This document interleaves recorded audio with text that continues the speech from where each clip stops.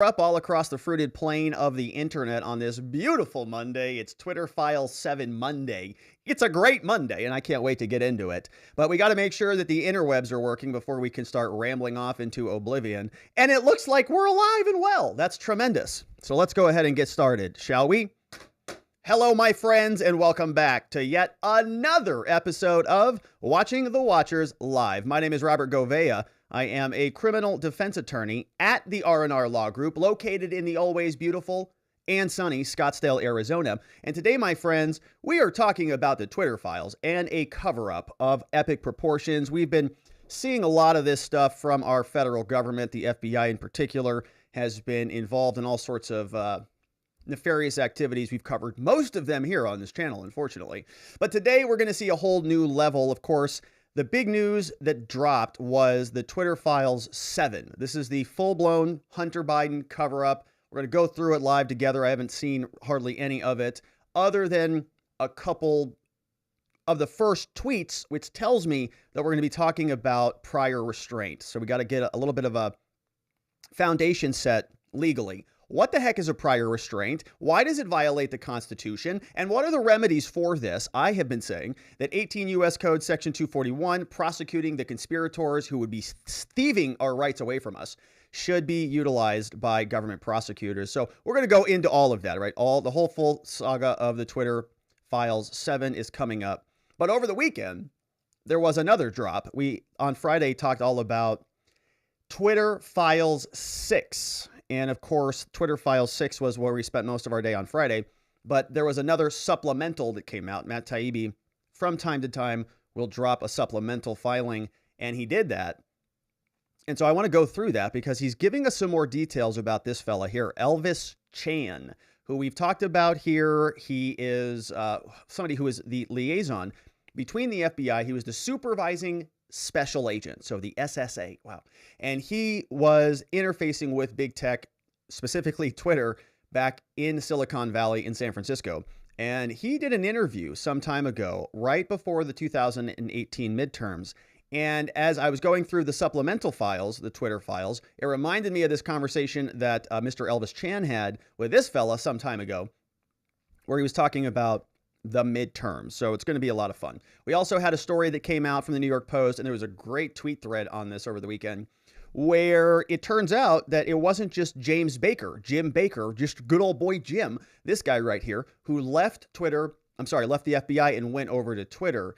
It was not just him. He basically took with him a whole entourage. The FBI, they went from one corrupt agency, and when they were done being corrupt there, they went over to Twitter, and they were corrupt over at Twitter, which was basically an extension of the FBI. It was sort of almost a state actor is what we would say. So we've got all of that. I've got a very interesting interview from Elvis Chan that we will get to. And of course, all of that will be here today. And my friends, if you want to be a part of the program, best place to do that is over at watchingthewatchers.locals.com. We have an amazing community over there, chatting away. I see Bonnie's in the house, Dana, Facts Matters over there, Resident Bedoin. He says, I just finished dinner half hour ago. Please give us a trigger warning if you show a picture of Jamie Raskin. I'll do that. I'll remember that. Although I don't think we have any Raskins queued up on the program today. The news was out of control today. So, I mean, we're only going to get to the Twitter files today, but we've got Trump. He also got, a criminal referral, whatever, from the loser committee. We also had some Maricopa County news, Arizona news, so it's just sort of bursting at the seams. But we'll get to it in time as the week goes on. But if you want to be a part of some of the stories, our morning walk and talks, our member-only live streams, all the good fun and the best-looking people on the internet, go over to watchingthewatchers.locals.com. All right, and so let's get this puppy queued up so we can just jump right into the meat and potatoes because it feels like it's been a long time. It's Monday, and let's get right to it. Twitter Files 6 Supplemental Edition. Matt Taibbi came out and released a little bit more because we always want to go a little bit further. You remember Twitter Files 6 was talking about the FBI and sort of their level of involvement with Twitter and how it was essentially a subsidiary of Twitter. The FBI almost was like a kind of like they were the same company, so to speak, because Twitter was doing moderation, but the FBI was doing even more moderation, and they were suggesting moderation removals, and Twitter was just saying, no problem, happy to do that. We love working for you.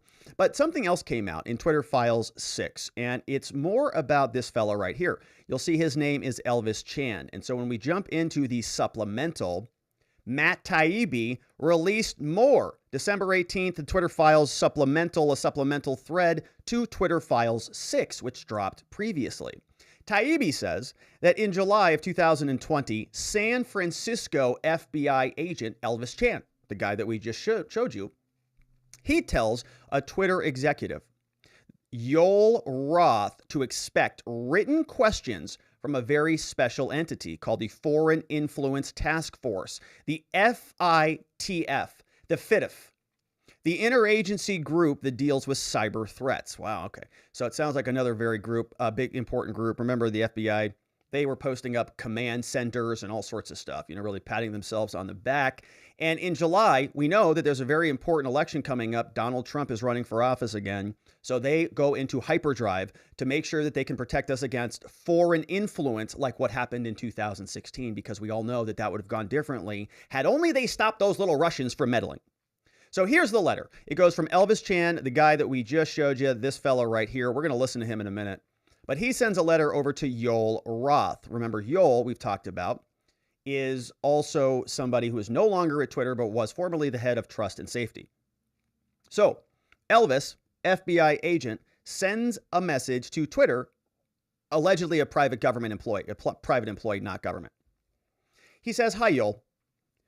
I believe FITF, the Foreign Interference Task Force, would like a response ahead of our meeting of the week of August 10th. It can be a written response, or we can set up a phone call, whatever is easiest for you.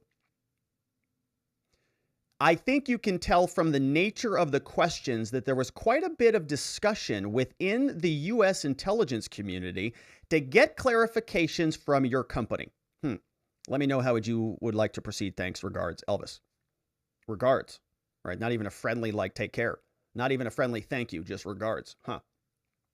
So what you can see is this is an FBI agent. And last time we talked about this, what constitutes a state actor? Okay, when does Twitter become a state actor? We know the FBI is a state actor because they're employed by the state. It's the government, right? It's the federal government. So when does Twitter become an actual extension of the federal government such that the FBI is now infringing upon our rights by acting or by outsourcing their censorship to Twitter, right? In other words, Twitter is just an extension of the government. Where does that line become crossed? Well, some people might think it's when the entity, right, the company, really doesn't have an opportunity to say no. And does this sound like they have the opportunity to say no? I believe our agency, FITF, would like a response ahead of our meeting. It's not, would you provide one? Can you please send one over? It's, we want this. You can do it one of two ways, phone call or in writing, whatever's easiest for you, but there's no option to not give us a response. I think you can tell from the nature of the questions that there was quite a bit of discussion in the intelligence community to get clarifications from you because we didn't like what we hear. And when we don't like what we hear, we need clarifications. Let me know what you want to do. All right. So no, this is not like a friendly meeting. This is a boss communicating to an employee. This is Elvis telling Yoel, you better have a written response or give me a phone call because the intelligence community is pretty upset. Looking forward to your response. Now, the questionnaire authors seem displeased with Twitter for implying in a prior industry briefing that you indicated that you had not observed much recent activity from official propaganda actors on your platform. Okay. If we flesh this out a little bit, this is a letter from the FBI that is going over to Twitter. The questionnaire authors seem displeased with Twitter. Okay, this is an FBI letter. Apparently, what Yoel is being asked about, the clarifications, it's regarding a DHS ODNI FBI industry briefing. The briefing goes on. This is what the FBI is upset about. FBI says to Twitter, hey, Yoel and Twitter people, they write, during the June meeting 2020, the same meeting that we just saw the email from, on our election security The FBI says you indicated, Twitter employees, that you had not observed much recent activity from official propaganda actors on your platform. Okay, this first sentence is saying, Dear Twitter, you told us that you didn't see any Russian propaganda or foreign meddling. To make sure we understand the state media online landscape as much as possible. So the FBI, the intelligence community is saying, to make sure you understand, in other words, we hope you would be able to answer some questions about your analysis and conclusions. Okay, it's like, okay, you did a math equation and you came to an answer. We didn't like the answer that you came to, so we'd like to see the work. Show us your work. But this is not a math equation. This is their analysis, and the FBI just didn't like the conclusion. So they basically said, go back to the drawing board. They write, for context, other sources we are aware of, like other social media companies that are smarter than you losers at Twitter, including those that are referenced down here below, right? So they actually put in some footnotes, like a bibliography down here, just so they can reference some sources. They say, for context, other sources linked below indicate that state media actors are prolific users of social media, which seems in contrast to your own analysis as we documented at the time of our discussion. Okay, so this is a nice way of saying your conclusions. This is not even that nice, actually. This is kind of condescending, but it's just telling them directly, we don't like your conclusions. We want to see your work. We have other evidence that shows differently. And we'd like to have a conversation with you about how you came to your outcome. We would appreciate any other information you're willing to provide about your recent conclusions. Here, for example, we'd like to know in what ways and by what measures you see official propaganda actors as less active than other groups. What groups are you comparing the official propaganda actors to? Like, are these people talking about football games or something? Right? Because there's a lot more of them than there are these people. So the FBI wants to say, where's the gap? Because they want big numbers. They want those numbers to be burgeoning through the roofs. FBI says, well, what official propaganda actors did you include? I mean, did you include all those white supremacists? Did you include all the Trump voters?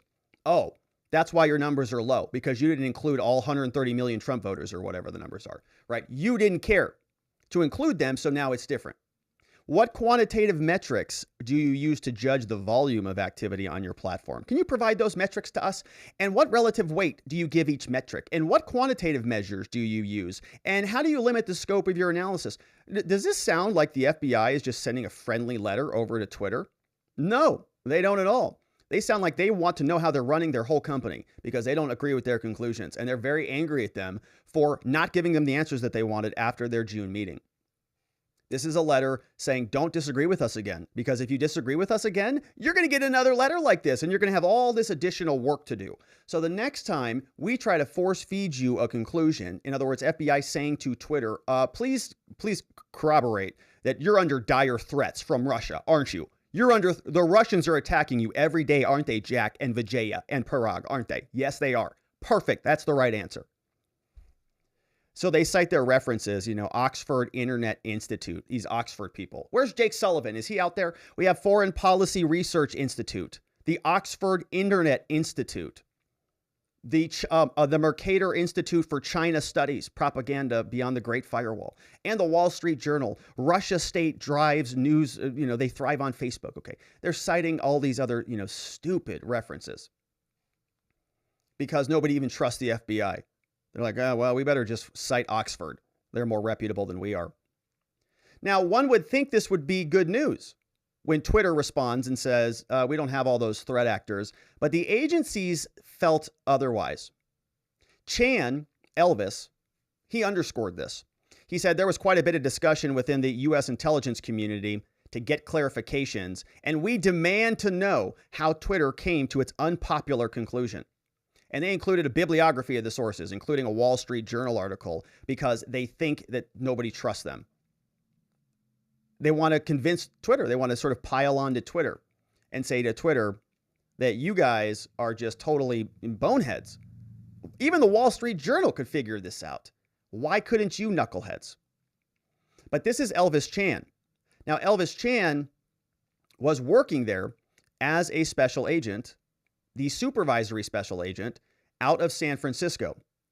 And here he is talking about the 2018 midterms. So this is taking place in 2017. And so we're jumping back in time a little bit.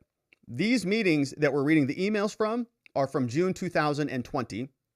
This conversation is from 2017. Let's listen to Elvis I'm Tom Chan. Field, Senior Vice President of Editorial with Information Security Media Group. Topic I have today is one of the hottest ones of the year. It's securing the midterm election. I'm very pleased to be speaking with Elvis Chan, Supervisory Special Agent with the FBI in San Francisco. Elvis, thank you so much for joining me today. Thank you very much for having me, Tom. So as we approach this midterm election, what are Let me just pull this up over on YouTube. For some reason it's your not. cybersecurity There it is. concerns regarding foreign influence?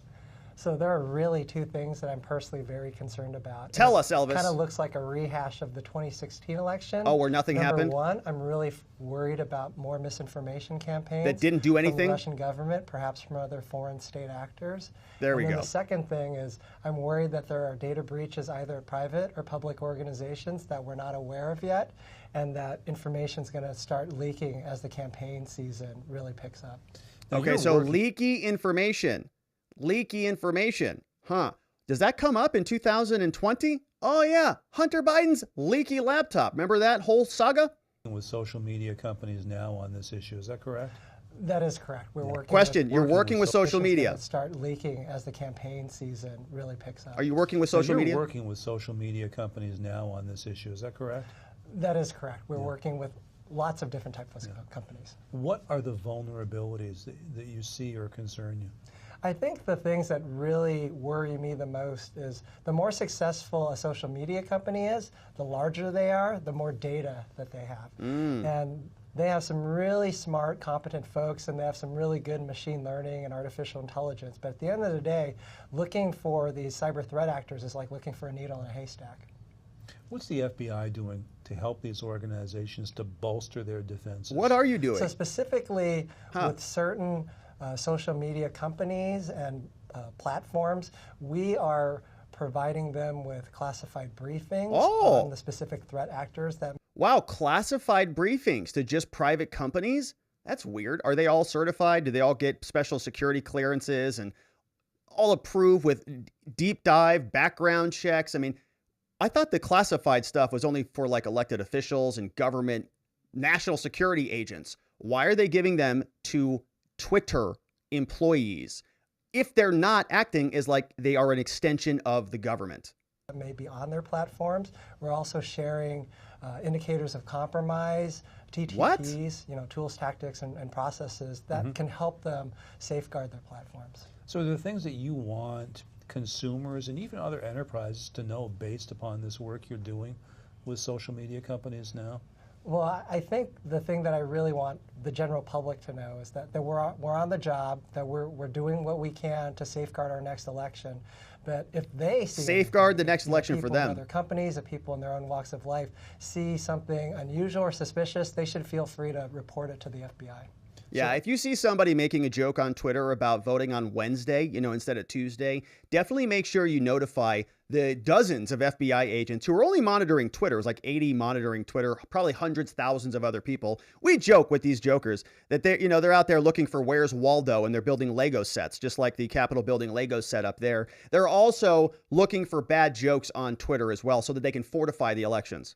Elections, social media aside, what are you doing now to proactively help organizations to improve their own cybersecurity postures? So that is probably one of the passions of my life right now, is doing outreach, right? Yep. So the FBI, we have a booth at RSA conference, right? We want to do outreach. We want to let people know that we are here. We're here for the American public, that we're here to protect people. I do a lot of outreach engagements with ISMG and a lot of other industry partners. To just because infest we want to let people the private know entities. That, hey, you have an FBI agent who's here, and you can just bounce ideas off of us or ask us any questions. And we're just here. We're just like hanging out with you guys. Very conveniently, you have access to treasure troves of information that we want, and we have basically near immunity from any repercussions because we're not doing any censoring. We're not doing any limitations on your constitutional rights. No, Twitter is. They've successfully privately outsourced everything. Meanwhile, as you'll see, there are just dozens of employees that have made their way, meandered over from the private industry, or from the public industry called the FBI, over to Twitter. In fact, this article came out from the New York Post, published December 17th. They write that Twitter's top ranks are riddled with ex-FBI employees. It writes, Twitter's top ranks were riddled with these executives, stitching the company even closer to the federal agency that's now under fire. They write, more than a dozen former feds flocked to the company in the months after after James Baker. This website's annoying. The post found FBI influence was considerably more significant than just James Baker, the FBI's former general counsel who later worked in the same role for Twitter. He was recently fired because he's a liar, allegedly, for interfering in the billionaire's efforts to come clean. The news comes on the heels of the latest Twitter files and their disclosures. We've got some former government men and women who have been involved in company leadership at Twitter for a long time. This is James Baker. We've covered this guy at length. He, in my opinion, was as corrupt as you can be at the FBI when he was meeting with Michael Sussman and covering that whole saga up. Now he went over to Twitter. Matthew Williams is another one. He spent more than 15 years, worked mostly out of Seattle. He served as an intelligence program manager. Williams joined Twitter June 2020, the same month as Baker. He came on as a senior director of product trust. Okay. In June, he moved to a more expansive position. Twitter staff before the Musk takeover were famously liberal. 99% of campaign donations. This is Matthew Williams. Another person named Dawn Burton, former federal prosecutor. She joined Twitter 2019. Burton was a Comey insider. She had close contacts with agents who were involved in the Hillary email scandal.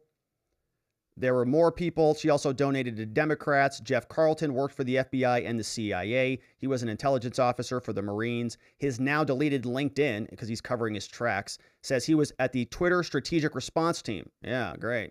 Also worked at Trust and Safety, donated to Democrats. Yoel Roth also is now disgraced, which is true, and he's also out of the company.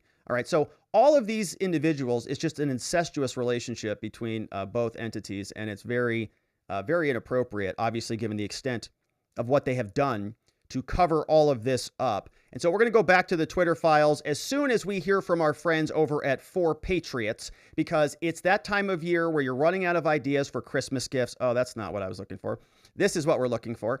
That was the chef image. So this is what I don't actually cook this food, but this is from Sleepy Dog Lee, our friend Paul Mino. This is from our friends over at 4Patriots. And as soon as we're done here, we're getting back to the Twitter supplemental files. My friends, a food shortage could be coming. Even in the United States, experts have written about this as recently as July. Drought, inflation, even new policies are pushing America's food supply near its breaking point. That's why survival food is more important now than ever. And you can create your own stockpile of the best-selling 4Patriot survival food kits ever. This is not ordinary food. We're talking about good for 25 years super survival food, hand-packed right in family-owned facilities in the United States, giving jobs to over 200 Americans. The kits are compact, they're sturdy, they're water-resistant, and they stack easily. They have different delicious breakfast, lunches, and dinners, and you can make these meals in less than 20 minutes. Just add boiling water, simmer, and serve. And right now, you can go to 4patriots.com. Use code Robert to get 10% off your first purchase on anything in the store, including this 3-month survival kit. You'll get their famous guarantee for an entire year after your order, plus free shipping on orders over $97. They're called 4Patriots because a portion of every sale is donated to charities who support our veterans and their families. Go to 4patriots.com. Use code Robert to get 10% off. That's 4patriots.com. Use code Robert. Start building your own stockpile today. Today, that's right. Nobody wants to starve to death out there in this brave new world that we're living in. And so head on over to 4Patriots. And thank you for supporting our sponsors. Okay, so let's get back to the Twitter files now, the supplement. Now that we know that the FBI is infested with Twitter employees, now that we've seen what Elvis Chan has been communicating about, interfacing, giving classified briefings, he's been communicating direct, information about national security problems to Twitter employees. Let's go back to the Twitter files. Here, we see, if we do a quick refresh, that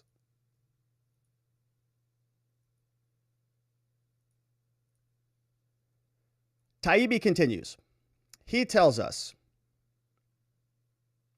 that the task force demanded to know how Twitter came to its unpopular conclusion. Oddly, the bibliography was trying to provide some additional sources since nobody believed the FBI. But Roth got those questions in this email, and he says, that's interesting. I'm very curious. He says, receiving the questions, he says, I'm frankly perplexed by the requests here, which seem like something we'd get from a congressional committee than the Bureau. Roth responds, and in this letter, it says it's privileged and confidential. It says, hi, team. The questions we received are attached. I'm frankly perplexed by the requests here, which seem like more like something we'd get from a congressional committee rather than the Bureau. There's a big discussion to be had about state-controlled media, which will be impacted by the label launch later this month. But I'm not particularly comfortable with the Bureau, and by extension the intelligence community, demanding written answers here. What's your perspective on how best to navigate? All right, so the FBI sends over some exact demands, right? And that's exactly what we saw them as. And Yoel Roth also considers them to be demands, right? He says, yeah, they are demands. And in fact, Yoel's dead right on this. If Yoel had stayed with this position, I think a lot more people would be appreciative of his efforts. But he buckled and he gave in and he started to become one of the insiders. But here he is being honest. He's complaining about a potential of state-controlled media, which is exactly what Twitter became. You can see a dangerous development there. But Taibbi continues. He says that Yoel says he was not comfortable with the Bureau and by extension, the IC, the intelligence community, demanding written answers. The idea of the FBI acting as a conduit for the IC is interesting, given that many agencies are barred from domestic operations. So Yoel sends another note internally. He says that the premise of the questions were flawed because we've been clear that the official state propaganda is definitely a thing on Twitter, but he adds some italics. So Yoel sends another one to the rest of his team after getting sort of scolded by the FBI. Yoel says, one other follow-up Twitter team, in rereading this document that came from the FBI, the entire premise seems flawed. In our June 2020 briefing, we did not indicate that we, quote, had observed much recent activity. We didn't say that we had not observed much recent activity from official propaganda actors on your platform. We didn't say that, he says. I re-reviewed my notes from that briefing, and there's a specific item calling out official propaganda outlets as a major factor. And in multiple follow-ups with Elvis, we've been clear that the official state propaganda is definitely a thing on Twitter, right? And you know how he talks, so just use your best Yoel Roth voice. But that it's different in terms of how we handle it than the clandestine fake accounts. Yoel says, my recommendation is to get on the phone with Elvis ASAP and try to straighten this out. I'm concerned that there's a swirl somewhere in the IC about a statement that may have been fundamentally misunderstood. Blank, so-and-so, John, would you be okay with me reaching out to Elvis today to try to do that in advance of more formally engaging with the doc they sent?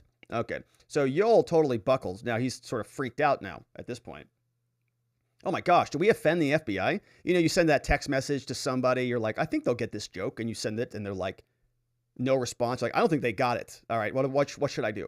And you have to paper over it. So in his first response, he says, why are they asking us about this? In the second response, he says, actually, we're doing everything that they've already wanted already.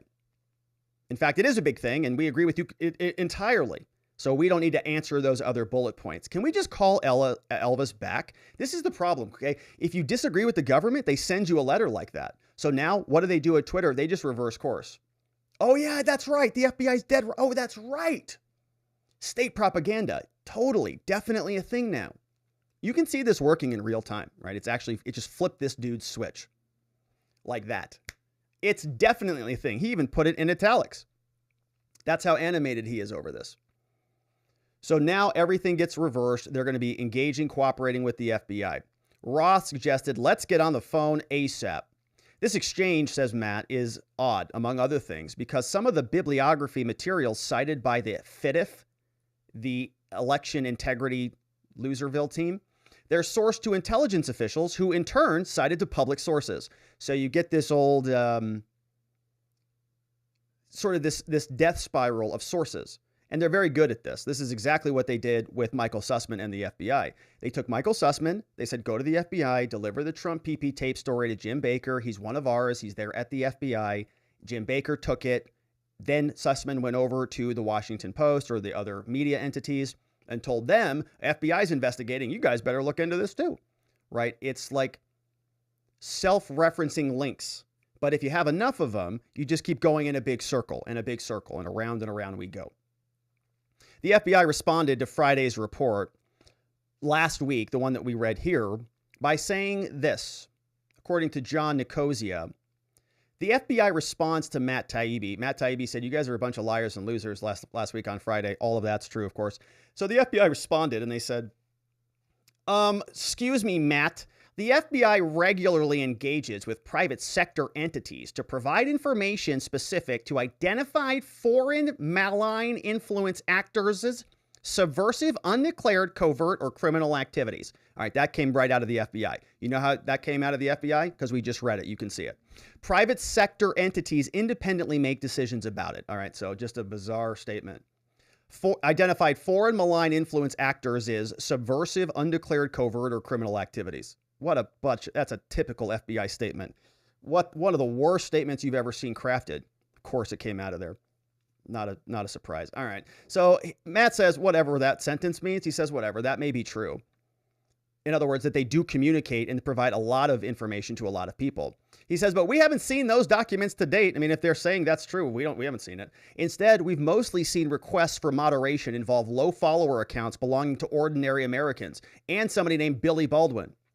So in other words, all of this foreign malign influences actors, subversive, undeclared, covert criminal activities? No, it wasn't that at all. You dorks at the FBI. It was about people making jokes about voting on Wednesday. Gosh, you guys are crazy, man.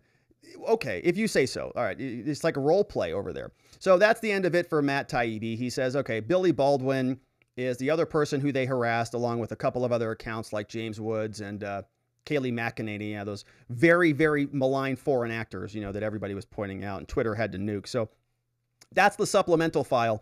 And of course, there's a lot more where that comes from, but he throws it over, Matt Taibbi throws it over to Twitter Files 7, which is where we are going to go next. And so we'll do that right now because there's a brand new file that dropped. And so let's get right into it, shall we? Twitter Files 7, the Hunter Biden cover-up. It's here. We knew it happened, but we didn't know the extent to which the FBI and others in the media were involved in it. We're going to go into the full thread and read through it together for the first time. But before we do, I want to talk about things called prior restraint. Very important concept, as well as another concept in the law that's actually a criminal charge under 18 U.S. Code 241. Where we talk about prosecuting conspirators.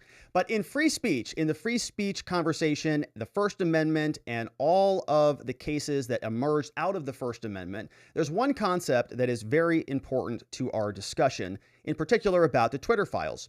And we're always asking ourselves whether the government is an actor or whether the government is enabling an actor to suppress our rights. Is the government the actor who is suppressing our constitutional rights, or is the government enabling an actor to suppress our constitutional rights? We have to ask ourselves because we want to see that because we believe there's an actionable claim here. Remember, the First Amendment told us that Congress shall make no law impacting the free speech. Our free speech. I'm trying to get the actual, here it is. The First Amendment says Congress shall make no law respecting an establishment of religion, prohibiting the free exercise thereof, or abridging the freedom of speech. But it says Congress. And so we have to ask ourselves if the FBI was in fact a state actor. And as we just talked about in Twitter Files 6, it certainly looks like they are.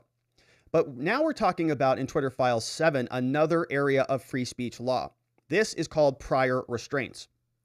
Here, prior restraint is a government action, so again, government, that prohibits speech or other expression before the speech happens, right? If you say something after you said it and you try to limit that speech, of course, that can be a type of censorship. But what if you try to stop it before somebody even mutters it? It's a whole different game. Okay, Trump can post something on Twitter and then Twitter can react and say, that's incitement. And then ban a sitting president off the platform. But what if they were to stop him before he even pressed the send button? What does that look like? Prior restraint typically happens in a few ways. It may be a statute or a regulation, so a law that requires a speaker to get a permit or a license. You can't go out there and talk about abortion unless you get your abortion card or something, right? That would be a prior restraint. But it can also be a judicial injunction that prohibits speech. It can also be done by a third way, where the government outright prohibits a certain type of speech. Courts typically disfavor prior restraint and often find it to be unconstitutional. Oh, you're kidding me. Yeah, because we favor speech, used to in this country. Prior restraint of freedom of the press. What happens if you try to shut the press up? For example, if they're sharing a Hunter Biden story, hypothetically.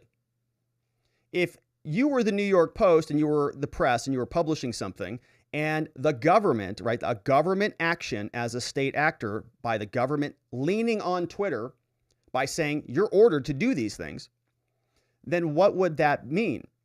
It would mean that the government through the FBI was pushing its pressure on Twitter to censor the press. Okay, we're just following the bouncing ball down the chain.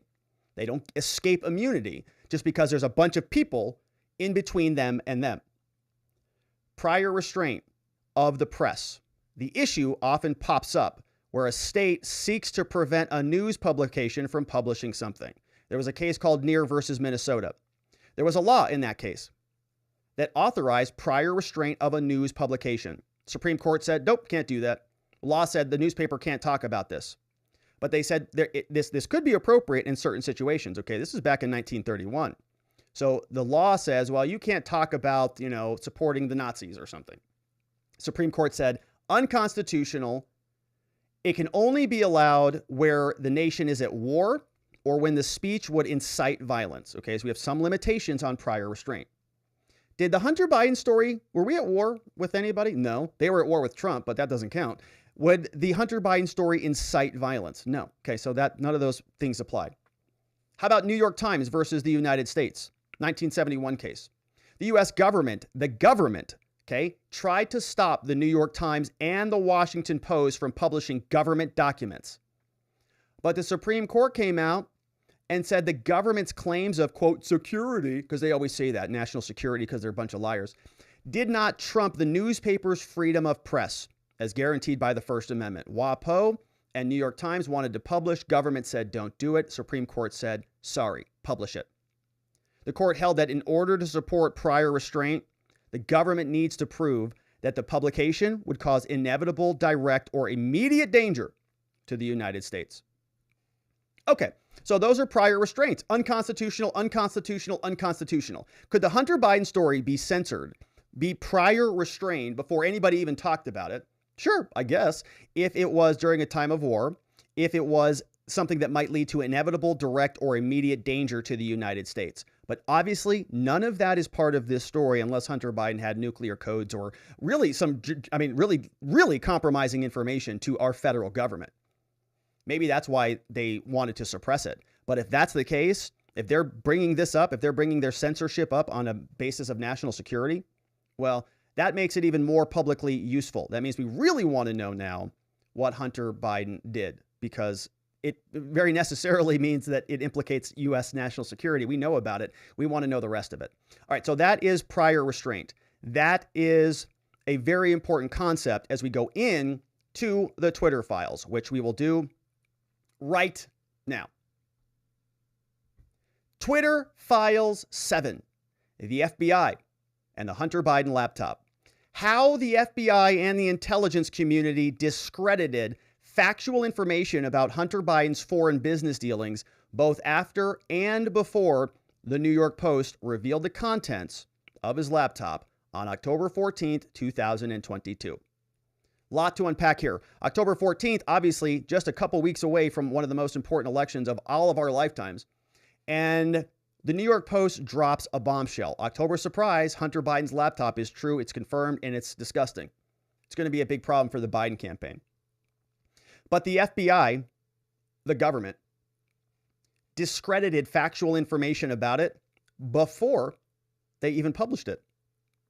almost like they were trying to restrain it or to discredit it.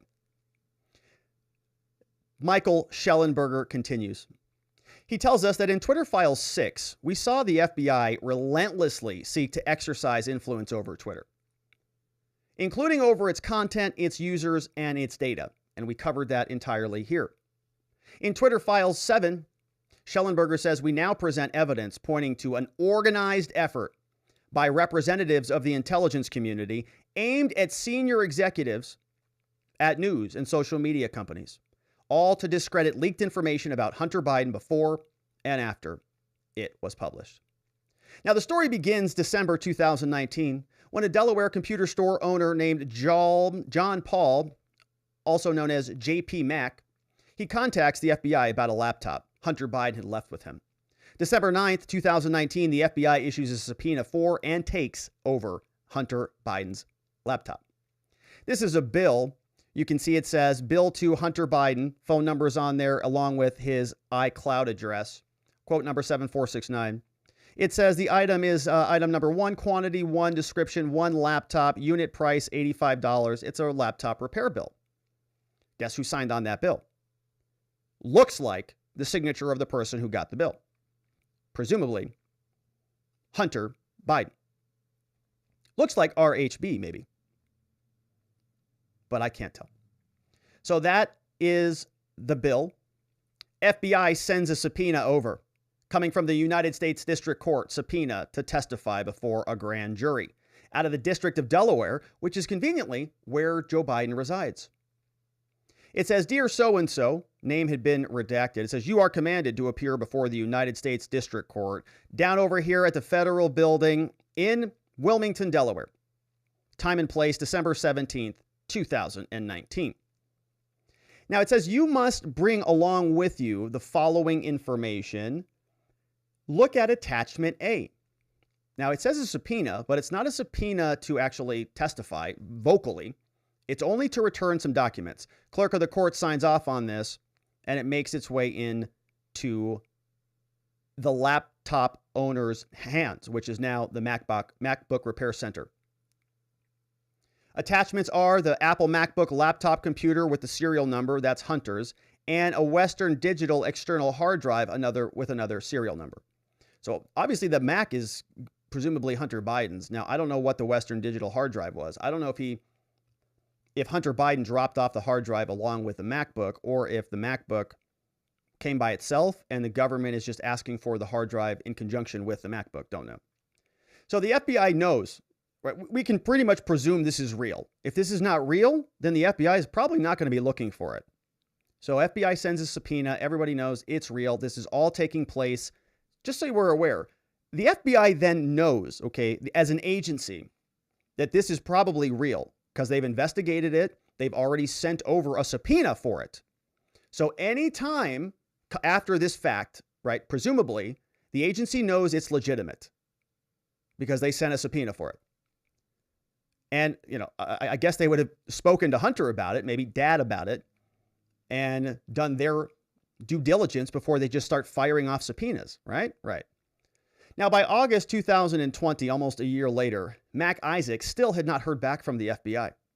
Like, perfect. This guy just shut up. We got the hard drive back. Man, you think we escaped this one? Okay, just let it ride. Don't say anything.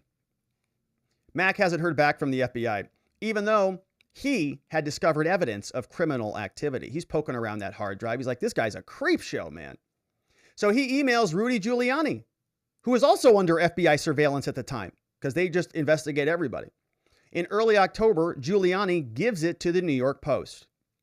Giuliani's got a copy of it. The New York Post publishes this article, Biden's secret emails. Dun, dun, dun. We covered it all here. We spent a lot of time on this. We talked about Tony Bobulinski. We read through Rosemont Seneca. We looked at RHB, RHB1, RHB2, all the different permutations and LLCs. We covered it all.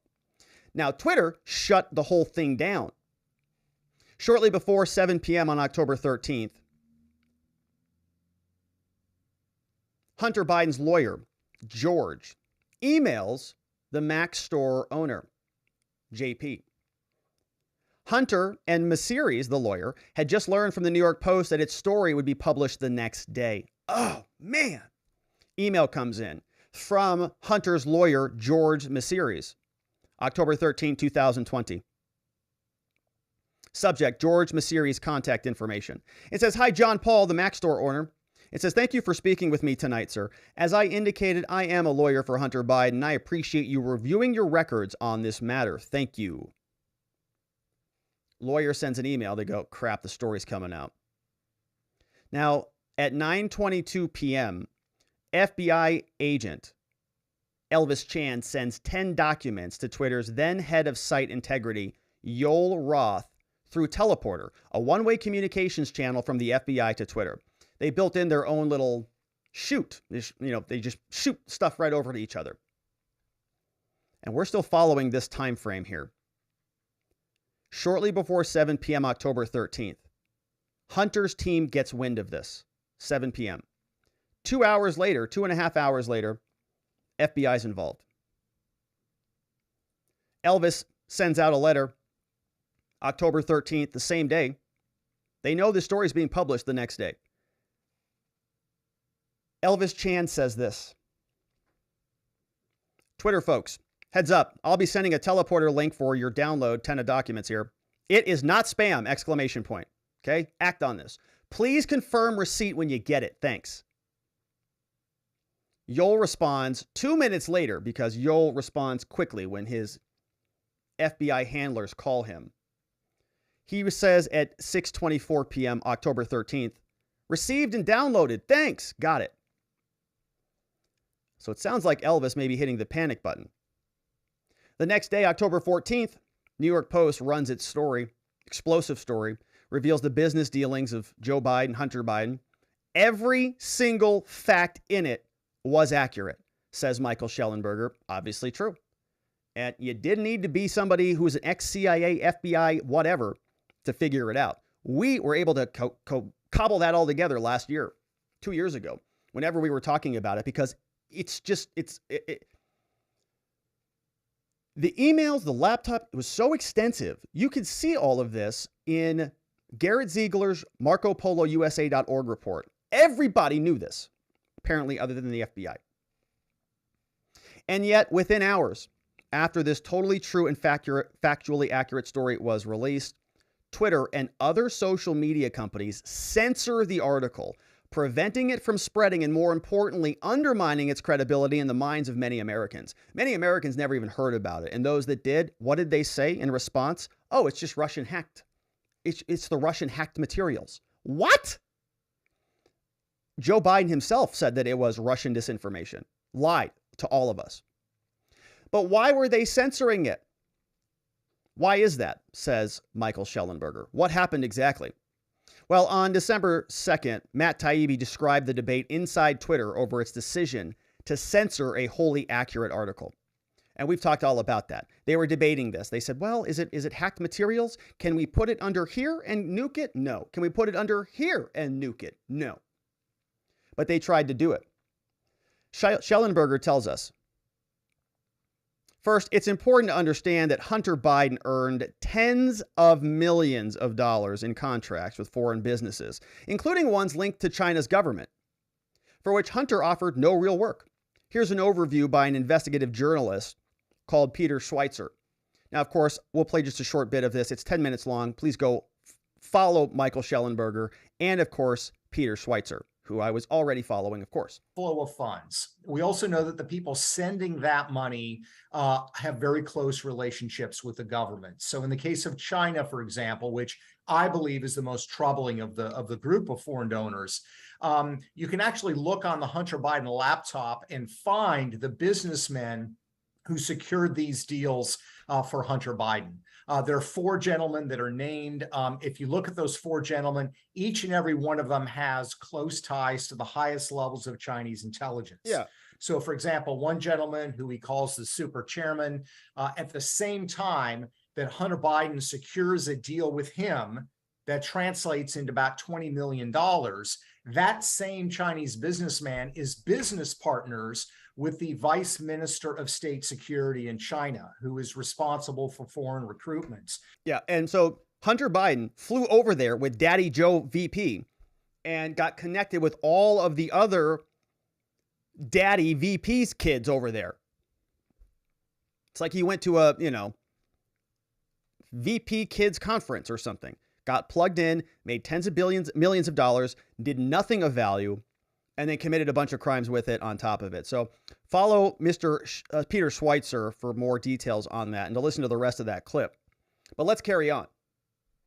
Schellenberger says, and yet, during all of 2020, the whole year, the FBI and other law enforcement agencies repeatedly primed Yoel Roth to dismiss reports of the laptop as a Russian hack and leak operation.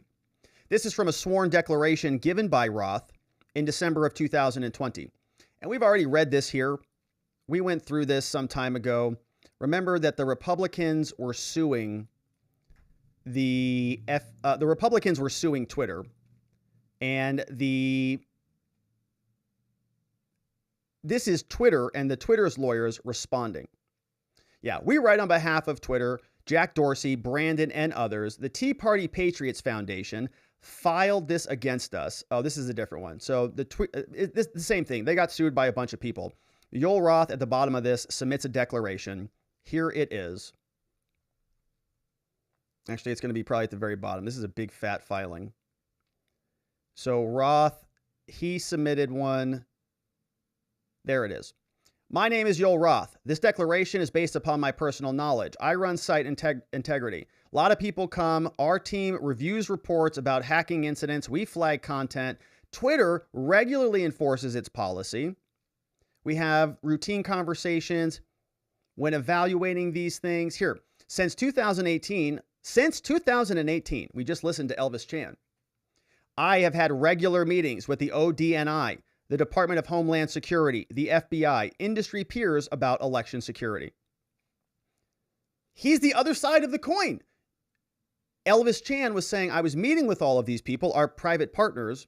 Yoel Roth's on the receiving end. During these weekly meetings, the federal law enforcement agencies communicated that they expected hack and leak operations by state actors, that it might occur likely in October right before the presidential election. I was told in these meetings that the intelligence community expected that individuals associated with political campaigns would be subject to hacking attacks, and that material obtained through those hacking attacks would likely be disseminated over social media platforms, including Twitter. These expectations of hack and leak operations were discussed throughout 2020. I also learned in these meetings that there were rumors of a hack and leak operation involving Hunter Biden. Okay? So the FBI, this entire time, in other words, they basically knew this was coming. Remember, they had the laptop since December 2019, probably well before then. Or they at least knew it was real because that's when the subpoena got sent in. So this entire time, there's a book by an ASU professor, former, called Robert Cialdini. The book's called Pre-suasion.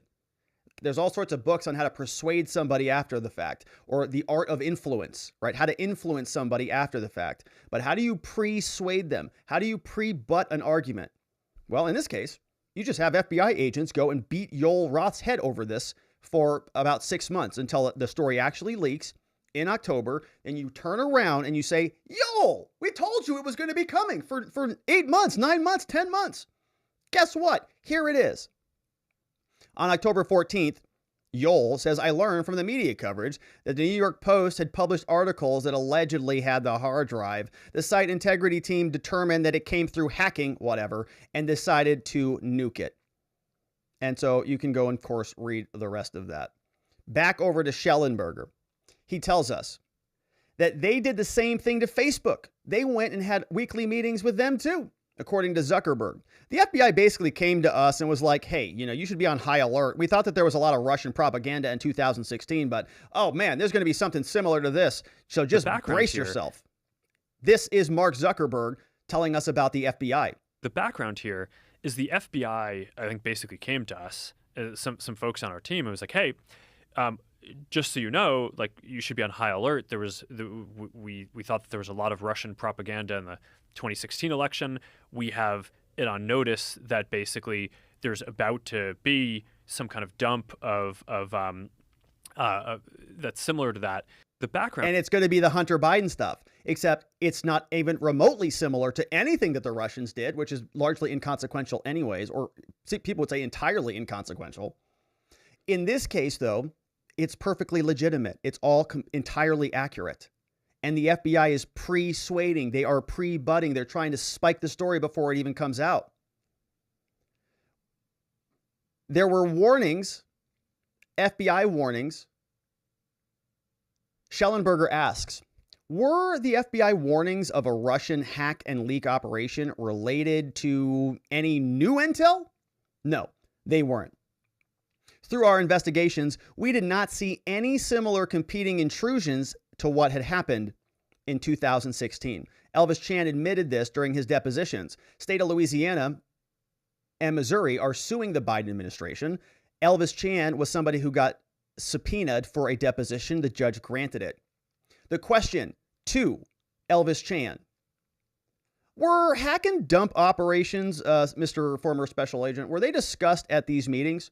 Or hack and leak operations? Elvis Chan says, oh yeah, of course they were. Well, tell me about what you discussed with them at the meetings. Elvis says, the context of hack and dump is what we, the FBI and CISA, what we're doing to prevent hack and dump operations. He says, so from the FBI side, I think I already relayed to you that we had Protective Voices Initiative.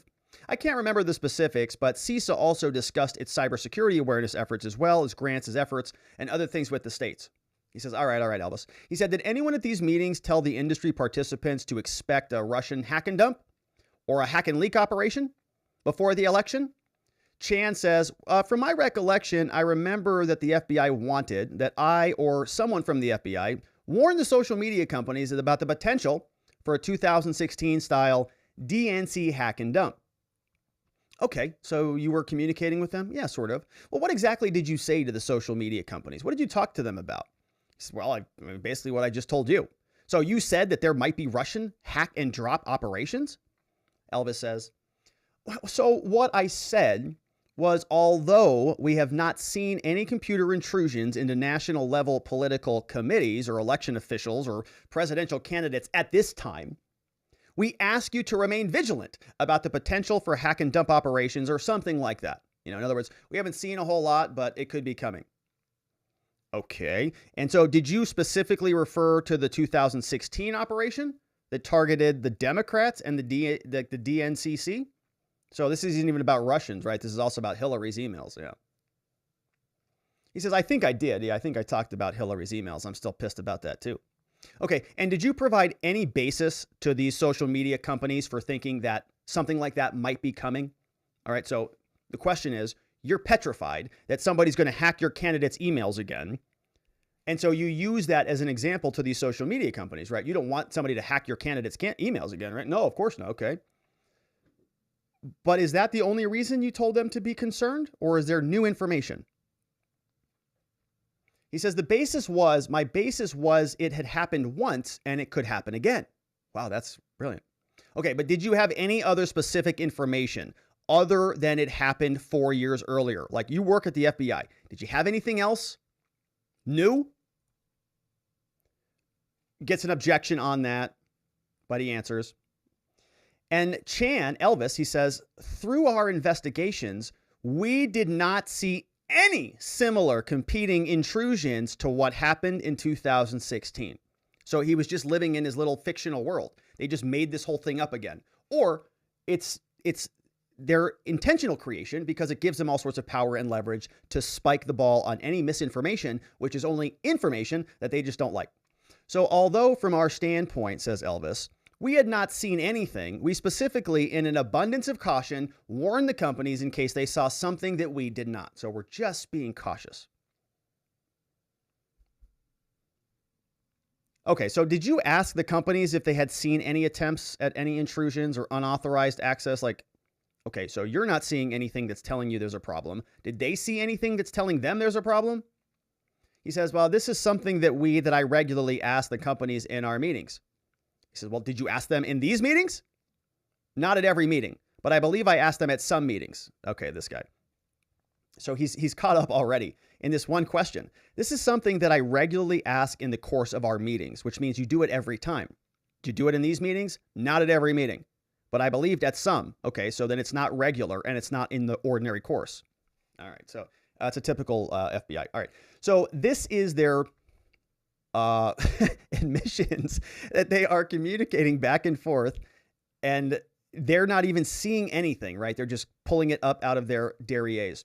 Schellenberger says, indeed, Twitter executives repeatedly reported very little Russian activity because there wasn't any, except in their own minds, where they've got Russophobia. On September 24th, 2020, Twitter told the FBI that it removed 345, quote, largely inactive accounts linked to previous coordinated Russian hacking attempts. They had little reach and low follower accounts. Here's an email. Update on Russia accounts to Elvis. Dated September 24th, 11:30 in the morning. Dear Elvis, we hope you're well over there at the FBI. We love you.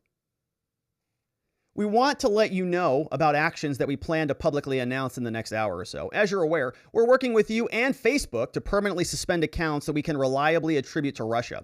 Thank you for your ongoing cooperation and information sharing. We are removing 2 distinct networks of accounts that we can reliably attribute to state-linked entities in Russia. Our investigations are ongoing. The first network of accounts, totaling approximately 345, were largely inactive and were linked to previous coordinated Russian hacking attempts. Most of the content shared by these accounts expressed views designed to advance Russia's geopolitical interests. Great. Sounds okay. Good job. Well done. The second network of accounts, totaling approximately 10, purported to be associated with a website called United World International, which publishes a large range of content about current global and U.S. political issues. Links to UN World will be blocked under unsafe links policy detailed here.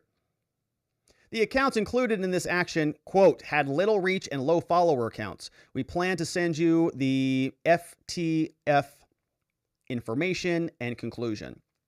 Elvis, he says, thanks at the bottom! Exclamation point. Thanks for the heads up. Regards. Elvis, Supervisory Special Agent for the FBI. So they are just working together. Okay, beautiful. Now, Twitter debunked false claims by journos of foreign influence on its platform. So Twitter is saying this isn't a problem. Okay, you guys think it's a giant problem. It's not a problem. September, we got rid of a couple of these accounts. They're pretty minor, a couple hundred followers, low follower accounts. And there's also other links where they say, no, there's not really any foreign influence here at all. Somebody said on MSNBC News, said, we haven't seen any evidence to support that claim. Somebody else said, our review shows a small-scale domestic troll effort. Okay, very minor. Elvis sends this letter. June 2nd, 3:30 in the afternoon. Elvis to Yoel Roth. He says, all. Out of an abundance of caution, I wanted to reach out to you about this news story. NBC News shares this. Twitter takes down Washington protests disinformation bot. Elvis says to Twitter, he says, the second part of the article focuses on the hashtag DC Blackout campaign and its potential to being driven by foreign-controlled bots. Anything we should be aware of concerning this topic? Thanks. Okay, so it's like Elvis Chan is like his supervisor, you know. Anything we should be aware of concerning this topic? All right. So Yoel responds. He says, short time later, 1 minute later, 1 minute. I told you, man. Yoel is like on high alert here. You can see 3:29. Yoel responds at 3:30. It's pretty fast. I got to hand it to him. That's a fast response. He types that whole thing out in 1 minute. He says, hi, Elvis. We haven't seen any evidence to support that claim. Our review thus far shows a small-scale domestic troll effort that was amplified in some creative ways by real people, but not a significant bot or foreign angle. Okay, so why don't you just calm down over there, Elvis? Take it easy, brother. Just sit down and have yourself a drink and just take it easy for 2 minutes, okay? Not everything is going to ruin American democracy. Good Lord. He says, so just take it easy. Okay. Now, you saw this other email. This is what Elvis was reading, and he got very upset about it, so he had to fire it off to his Twitter employees. Schellenberger continues. He says, after the FBI asks about a WAPO story on another alleged foreign influence in a pro-Trump tweet, Roth says the article makes a lot of insinuations, but we saw no evidence that that was the case here. Here's the story that's problematic. Black voters are being targeted in disinfo campaigns, echoing the Russian playbook from 2016. It's like, ugh. they're even recycling headlines now. All right, so 4 years ago, Russia operatives used social media to exacerbate the thing, and all of that was being recycled, right? Just over and over, copy and paste, copy and paste. Letter goes out to Elvis Chan from somebody else at the FBI. You can see from FBI so-and-so at FBI.gov, Monday, August 31st, 2020. Election is closing in. Elvis gets a letter. It says, "Hi, Elvis. I'm another FBI agent, and they targeted this account specifically at went dem to rep." Okay, so shout out to at went dem to rep means this person moved from a Democrat to a Republican, presumably, which is illegal in this country, and the execution penalty must be applied. So another FBI agent who got done playing Where's Waldo and working on Lego sets decided to read some news. They came across this Washington Post article called "Race Divisions Highlighted Disinformation." So sends a letter to Elvis, goes, "Oh my gosh, they're racists in America. Who can I talk to?" Elvis works over there on Twitter. "Hi, Elvis. I came across this article from the Washington Post that referenced Twitter's removal of an account. According to the article, it says that African Americans challenge allegations of racism. At the time of suspension, was Twitter able to attribute this account to any particular country?"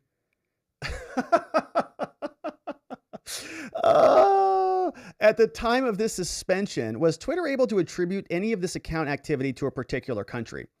In addition, did the aforementioned account or any of the other suspended accounts post similar messages related to conventions, upcoming elections? Thank you in advance. So this person's just like fishing for foreign. She's like, "Oh, please be the Russians. Please be the Russians. Please be the Russians." Elvis gets another one, a response from Yoel. Yoel Roth says, "Hey, Elvis, thanks for checking on this. I can confirm that the account in question is domestic. The article makes a lot of insinuations about foreign interference, but we saw no evidence of that and that was the case here. And in fact, a lot of strong evidence pointing in the opposite direction." So yes, we know that the FBI, they really want the foreign interference stuff so that it gives them a little bit more jurisdiction so that they can go after things, right? Rather than just censoring Americans' perfectly legal political speech. They're like, we have to find something. We've been screaming that there is something, so can we please find something? So FBI is digging for this. Was that account Russian? Feels Russian. Kind of felt Russian to us. 18 from Schellenberger says, "It's not the first time that Twitter and Twitter's Roth have pushed back against the FBI. January 2020, Roth insisted and resisted FBI efforts to get Twitter to share data outside of the normal search warrant process. These FBI agents were just asking for Twitter to voluntarily give them your data. No warrants, nothing like that." And shout out to Yoel for not buckling immediately on this one. We have a letter coming in December 20th, 2019. FBI is in possession of the laptop at this time. It says, "Hi, blank," coming from Elvis Chan. It says, "My colleagues at the fort had a query for you. Well, I provided it to you below. They said, a few years ago, Twitter said that they would no longer provide their data feed to members of the intelligence community. My colleagues wanted to know if that policy has changed or if you would be willing to change it because we really want your data. My colleagues are currently contracting with a vendor from an analytic tool for open source intelligent, it's only publicly available data. The commercial version of this tool includes a Twitter data feed. However, my feed was disabled. The feed was disabled because the vendor said they didn't want to violate their TOS with Twitter. My colleagues were wondering if Twitter would be open to revising its service to allow this vendor to continue having access to the Twitter feed. My colleagues are happy to meet in person to discuss this if you would like. Can we please have a backdoor to your systems?" This is the FBI in America asking Twitter for a backdoor to their systems in this country. In email, written in December. Almost 3 years to the day. December 20th, 2019. Unbelievable. They respond. Elvis, he says, "Hey, as discussed, here's my suggested response. Of course, feel free to edit this or tweak this." Says, "At this point, we don't think a call directly with your colleague at the fort is the best path. As a rule, we're not able to directly discuss data licensing relationship with third parties, such as the customers of our data customers, both due to confidentiality reasons and limited information." So he just copies and pastes this whole thing. "We also have a longstanding policy prohibiting the use of data for surveillance. Ultimately, we want to be good partners to the government to help combat our shared threats, but the best path for the NSA or any government to request that information is in accordance with the valid legal process. Thanks, Yol. All right. So some lawyer wrote that up. Or maybe he wrote it. I don't know who wrote it, but that's a nice little blurb, right? It's like, here's our policy. It's a policy response. January 7th, 2020. So did this email come in? Wow, that's interesting. Yeah, so January 7th. The first email came in December 20th. Response backs so they're really working on this. Okay, so that took about 17 days for them to come up with this response, and it's still just a draft. So they're working on sending that back. Pressure is growing with inside Twitter. There's a letter to Yol from the director of philanthropy out of Twitter. He says, holy crap on this one. He says, I definitely agree with the caution here. Okay, so they're all being very careful with this word.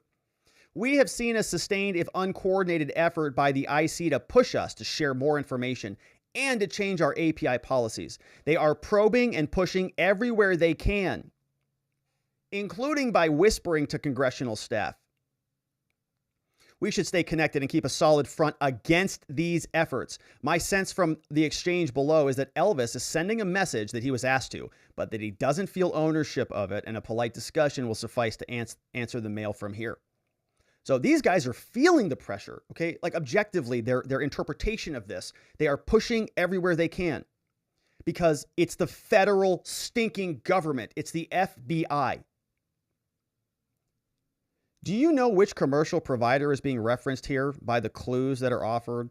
Do we feel like there is any additional guidance we can give to these companies that could clarify our rules and minimize their efforts to point back at our API rules when they get pressure from the government? Okay, so these third-party providers are now facing the pressure from the FBI. They don't have any answers. They say, go talk to Twitter, man. We can only use the API access that they give us. Maybe we can just tell them, right? It seems that Data Miner has got that message clearly, but we keep getting additional queries from elsewhere. Carlos Monge.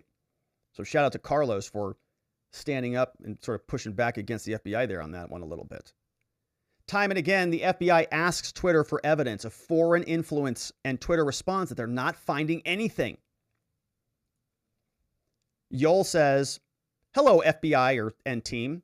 They say, we're continuing to closely monitor the situation. We haven't seen anything that's in line with Senator Rubio's tweet.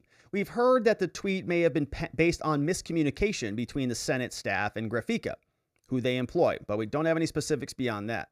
Yol says, at this stage, my team's findings have largely been that U.S.-based trolling groups are behind some of the on-platform violative activity and misleading information we've seen. Okay, trolling groups, like the amazing people over at, that one hacker, 4chan.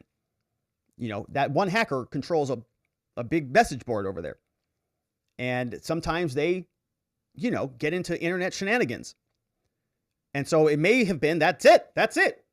It's just that famous hacker. While much of this violates our terms of service, that's it. It's just trolling. We haven't identified activity that we typically refer to you or even flag as interesting in the foreign influence context.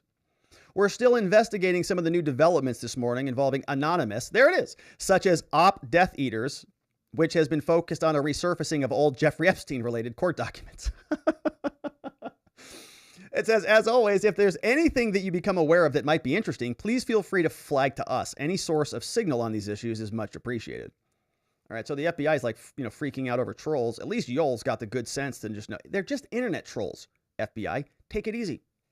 He's got a little experience. But despite Twitter's pushback, the FBI repeatedly requests information from Twitter that Twitter has already made clear that it will not share outside information outside of legal channels. From Yol to other people at the FBI, a big slew of names here. It says, hi, so-and-so. Sorry about the delay. In terms of VoIP usage, so voice over IP, Twitter requires people registering an account to confirm either an email or phone number. And in some course of using Twitter, we require account holders confirm a number so that we can identify suspicious activity. As for the VPN, after consulting with so-and-so, we would need legal process to provide further info about the IPs, the subnets, the providers, etc. associated with the IPs from these accounts. Thanks. Man, these people. So the letter is in response to a July 9th request. FBI sent a letter. They said, hey, Yoel, thanks again for taking the time to look into this matter. We really appreciate it. When available, I had a few follow-up questions I'm hoping you can answer. Based on my understanding, this is the FBI speaking, Twitter observed some of the accounts using VPNs and VoIPs as a way to obfuscate their activities. Based on what you're seeing, would you be able to advise how the account holders were using VoIP on Twitter's platforms? And while I understand obtaining the actual VPN and IP addresses would likely require legal process, would Twitter be open to sharing which service providers those VPN addresses resolve to? Right, so just these little probes for little bits. Yoel says no. Go through the legal process. Then in July, FBI's Elvis Chan arranges for temporary top secret security clearances for Twitter executives so that the FBI can share information about threats to the upcoming elections. The FBI deputized Twitter employees.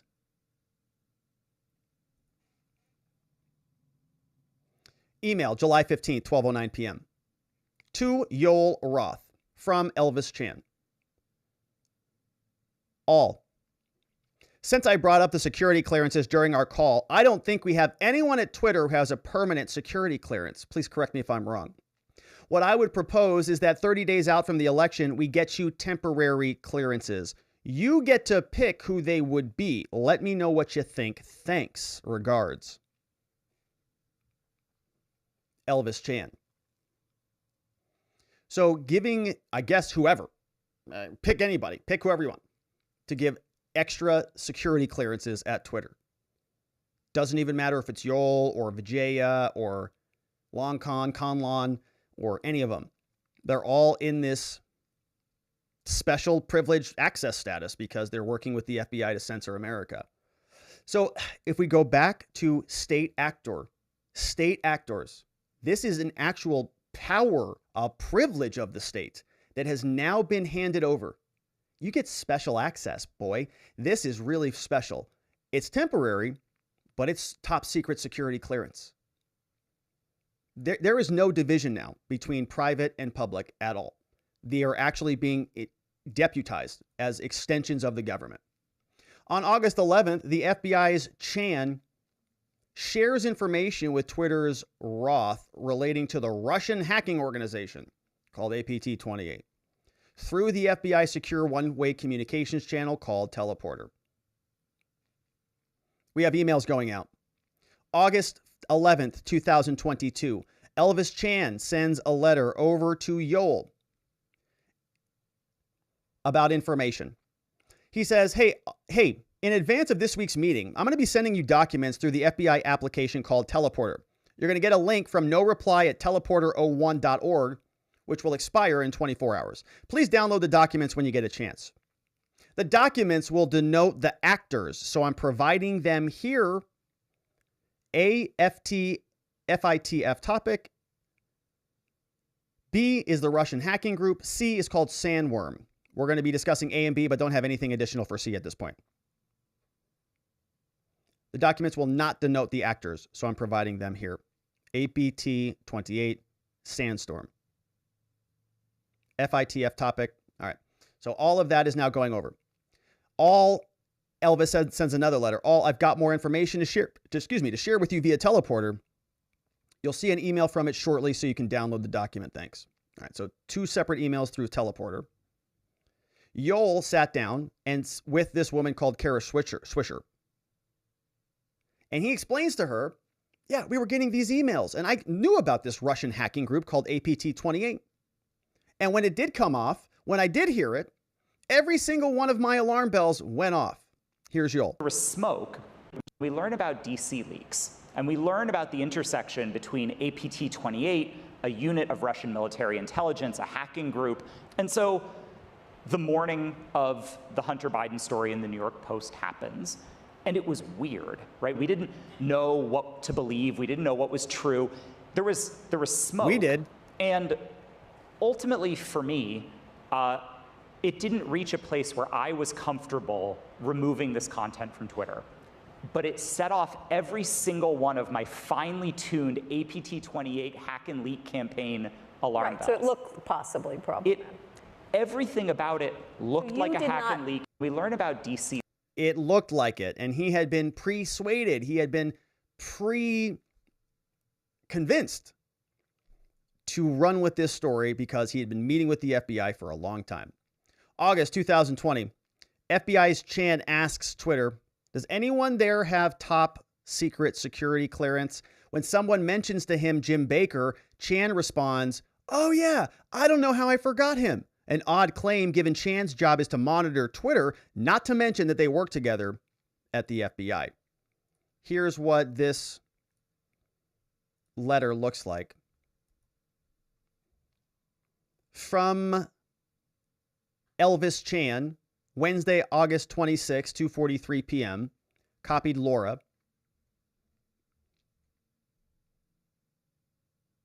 Elvis says, hi all.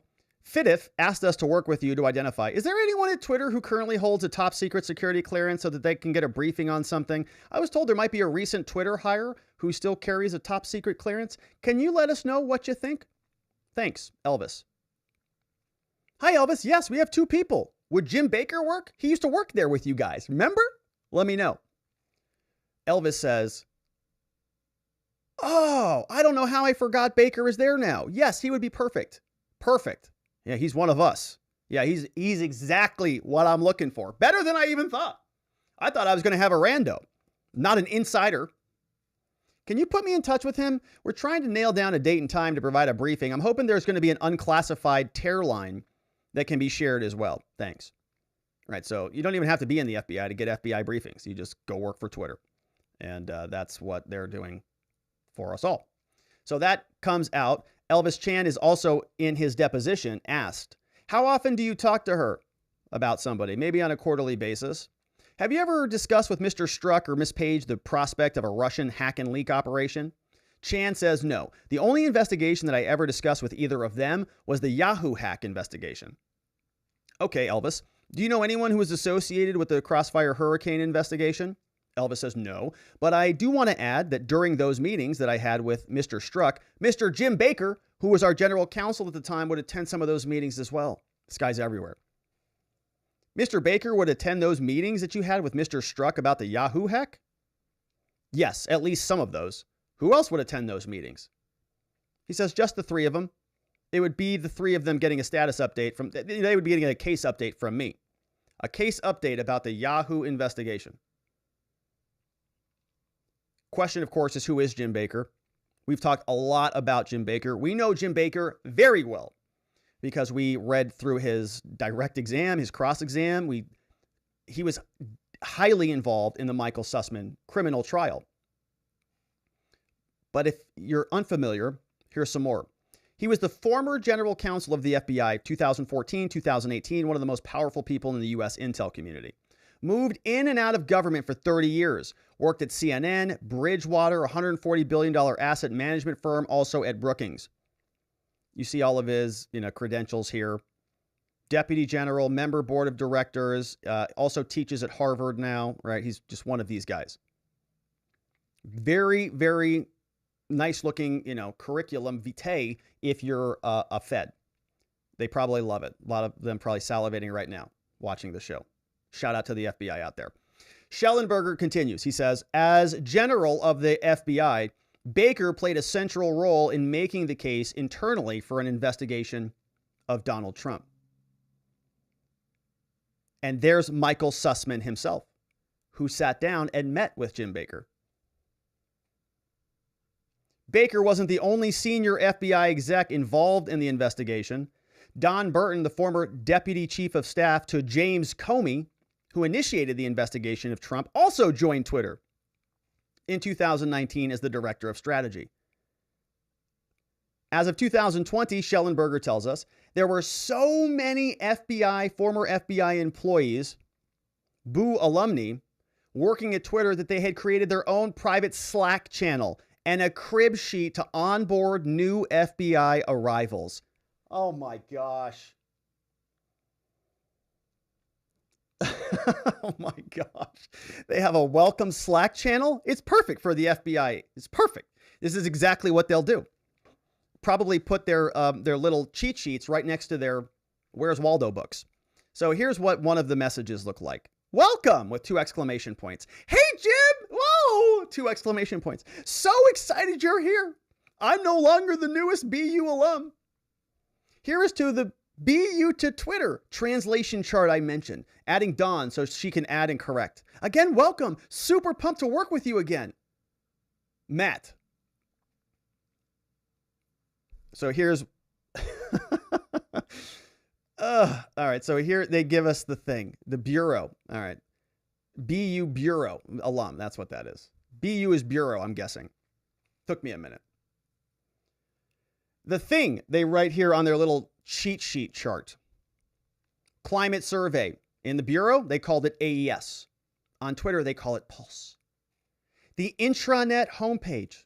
At the Bureau, they call it the Red Side homepage. On Twitter, they call it Birdhouse. They call it FBI SharePoint, Virtual Academy, Trip. Payroll is NFC over there. Critical announcement are called DENS. A short summary is called a bluff. Bottom line up front. BLUF.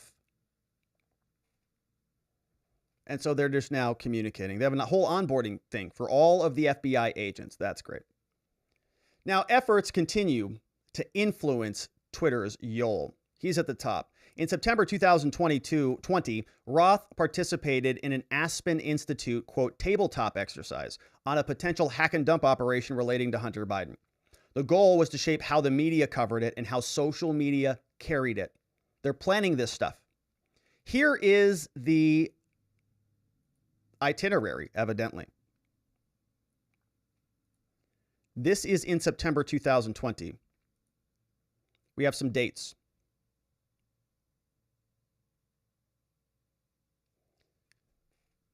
This is out of control, what we're looking at.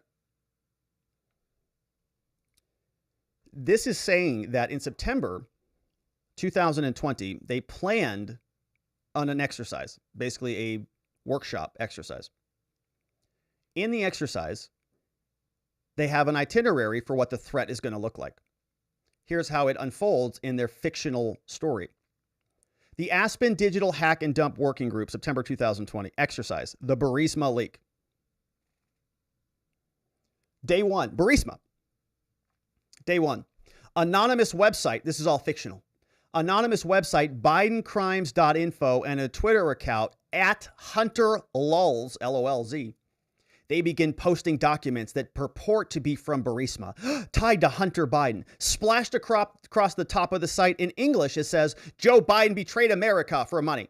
He'll do it again. Initially, the documents, mostly in Ukrainian, appear to be minutes of various Burisma board meetings, internal emails, and financial records. There is initially no sign of a smoking gun. But the notes from this exercise say the website appears to have been first registered in 2016. No ownership info is public. The Twitter account was created in 2014, oddly, just before Hunter joined the Burisma board. It has tweeted once and follows one person. Day 2, the Drudge Report links to Biden's crimes infos. The story is quickly picked up on fringe media and spread across social media sites. Wednesday, 2 days later, D+2. Fox and Friends discusses Biden crimes in its 7 a.m. block. Trump tweets 6 minutes later, is Joe Biden's biggest criminal of all time? Check out at Hunter LOLs, right? So this is like a big fictional, romance novel for some person out there. 3 reporters, Dina, Donnie, and Ellen, they're contacted by an anonymous Proton Mail account. Dina's document purports to be a ledger. Donnie's document is a 2016 email. And Ellen's document is a board contract between Hunter and Burisma. In Ukraine, Burisma announces there's no evidence of any hack of its kind. The story continues. Day 4, right, the saga. CNN reports, CrowdStrike announces, the Biden campaign adopts the Hillary campaign and says it's not going to confirm the veracity of the documents. At Trump's rally, the crowd is shouting, lock him up! President Trump pumps his fists at the crowd and chants, MAGA! Ah! And then on day 5, Friday, October 9th, another statement's released. and signed only by him. The Director of National Intelligence, John Ratcliffe, says. At 11 a.m. on the House floor, House Intelligence Chair Adam Schiff says that according to his briefing, the intelligence community is not being forthright. Okay. And it just keeps going on. And then we get to day 7. On the Sunday shows, Biden campaign dismisses the hack and leaks as dirty tricks by Vladimir Putin. And Alex Berenson announces on Twitter that the person isn't American. And then we get up to day 11. There's a second presidential debate, right? It's all, it's all just a big fan fiction. Okay. So they're going through this little thing, and it's really amazing that Hunter Biden happens to be the sort of the crux. Hunter Biden is it's the plot point, right? It's the main crux of this whole saga. It starts with Hunter Biden. Very convenient. Now, the organizer was Vivian Schiller, the former CEO of NPR, former head of news at Twitter, former general manager of the New York Times, former chief digital officer of NBC News. Attendees included Meta, Facebook, head of security policy, reporters for the New York Times, and others. They're all here at this little, thing. Role-playing with each other is exactly what they do on a daily basis. By September 20th, mid-September 2020, Chan and Roth, they set up an encrypted messaging network so employees from the FBI and Twitter could communicate. They also agreed to create what's called a, quote, virtual war room for all the internet industry, plus the FBI and the ODNI. Chan sends this letter September 21st, 2020 to Yoel. Elvis writes, "Hi, Yoel. Thanks for the response. I have some additional questions. I'm aware the industry is meeting on this on Friday, so you may not have any clarification until then, but we can discuss this during and after our next scheduled meeting based on what your schedule looks like." He says, all right, if it will only be one-way communication from the U.S. government to the industry, it seems like that should at least be the FBI and CISA. We can give you everything we're seeing from our agencies. CISA will know what's going on in each state via the Homeland Security Information Network. Okay, so Twitter is going to get a pipeline from the U.S. government. U.S. government to the industry, FBI, CISA, everything that we've got from the U.S. intelligence agencies piped right into your door. Oh my gosh, these people. Can you see what that is? Like, this is like just, we're going to give you a ton. What do we expect for that? Do you think that's free? No, it's not free at all. If you want access to the U.S. government feed, we're going to need access to your feed. However, writes Chan, how will the industry partners communicate back with the FBI and CISA? For the FBI, will you use the pre-established channels already in use? For example, you or Angela will email me directly. If that is the case, that will work for the FBI, but I don't know what communication channels you have with CISA. Or will the industry partners rely on the FBI to be the belly button for the U.S. government? I mean, we can do that as well. If you want to send everything to me, then I can farm it out. We just need to know what the industry group's preference is. And number 2, it sounds good. We will likely only establish one signal channel for FBI San Francisco and another one for FBI HQ. The FIDIF unit chiefs, the elections integrity people, may want to be on the channel as well. I will provide the companies with our command post shift roster so you can know who is on shift for any given day. And number 3, Facebook has mentioned activating the signal channel before the first presidential debate, which works for us. So Facebook's in on it too. I guarantee you YouTube and Google are in on it too. We won't have enhanced staffing levels until October 28th at FBI HQ and October 30th at FBI San Fran. They're bussing in all of their agents. I don't think we will stay in enhanced posture, though, through January, so I think we could revert back to the standard channels sometime later, perhaps after the elections are certified. Regards, Elvis Chan. Yoel responds back with answers to the questions. Hey, Elvis, sorry for the delayed response. I've got answers to your 3 questions. Happy to find time this week, or we can check back in on Friday's call. So what will agencies be allowed on the channel? How's the communication going to work? He responds. Yoel says, all right, Elvis, look. The agreed upon parameters for the channel by industry are that it's one-way communication from government to industry. We explicitly do not plan to have a conversation, discussion responses back in this forum. So the U.S. government attendees there, I think, would largely be driven by who FBI wants to share with this setting. I will note, given at least some of the orgs on this list have been somewhat more press happy than others. I worry a bit about the information shared in confidence. Put another way, there might be value in keeping the circle of trust here quite small because everybody's going to talk to the press about this. So in other words, don't talk about it. I also worry about the precedent of expanding it to include organizations which typically aren't present in our meetings. I'm also not entirely sure that every member of the group wants their phone number quite so broadly available. I'd have to run this by the group again. Happy to do so if you think there's value. How many U.S. government participants will be allowed onto the channel? We didn't get into the specifics, but I can't imagine that any of it would be problematic. We discussed the election period, broadly defined. Yeah, and says, yep, happy to continue working with you through January. All right, so more odds and ends there. But then on September 15th, FBI's Laura Demlow, a new player, enters the game, who heads up the Foreign Influence Task Force, and Elvis Chan requests to give a classified briefing for Jim Baker without any other Twitter staff like Yoel Roth present. FBI wants to talk only to FBI. They don't want any other, non-FBIers there. Letter September 15th. From somebody to Demlow Laura. Hi, Jim and somebody. I hope all is well. Blank, can you help Laura Demlow and Elvis Chan of the FBI schedule a classified briefing for Jim? They would like to meet early next week if possible. So all of that is just now between ex-FBI and current FBI, cutting out the rest of Twitter. That took place September 15th. On October 14th, then, we fast forward about a month later. Shortly after the New York Post publishes its Hunter Biden laptop story, Yoel Roth says in this email the following. October 14th, 2:20, 8:51 in the morning, waking up, bad news. He says, hey, blank, thanks. Yeah, we're aware of this and we're tracking closely. The New York Post story has been published. He says, at this time, given the alleged provenance of the materials, a laptop mysteriously dropped off at a repair shop in Delaware. He says it isn't clearly violative of our hacked materials policy, nor is it clearly a violation of anything else. Dang it. That said, Yoel says the questionable origins here are obviously causing a lot of people to make references to 2016. And my personal view on this, unsubstantiated by hard evidence as of yet, is that this feels a lot like a somewhat subtle leak operation. We'll be developing a recommendation for what, if anything, we want to do over the course of the day today. That comes from Yoel. In response, Baker repeatedly insists the Hunter Biden materials were faked. They were hacked, or both, and that they were a violation of policy.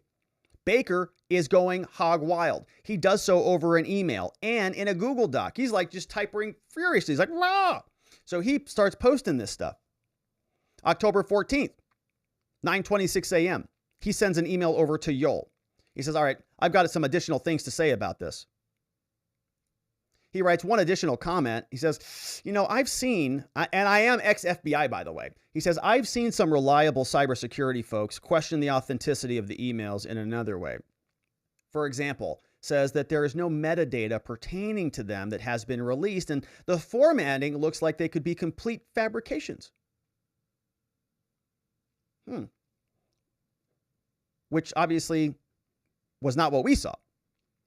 And we saw what looked like very good emails. There's another image. This is the Google Doc. He says here, they're typing this together. The document is called New York Post Hunter Biden Laptop Article, Privileged and Confidential. All right.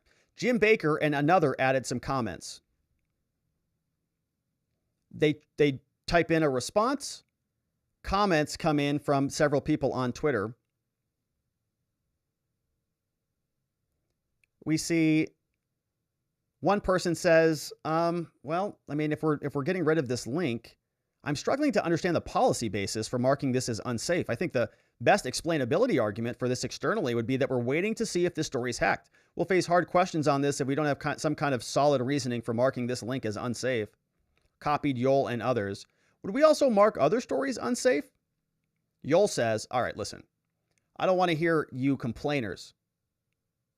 Fall in line. He says the policy basis, Yoel, is hacked materials. Though, as discussed, this is an emerging situation where the facts are unclear. Given the severe capitalized risks here and lessons of 2016, we're erring on the side of including a warning and preventing the content from being amplified. So they just put it in its little silo.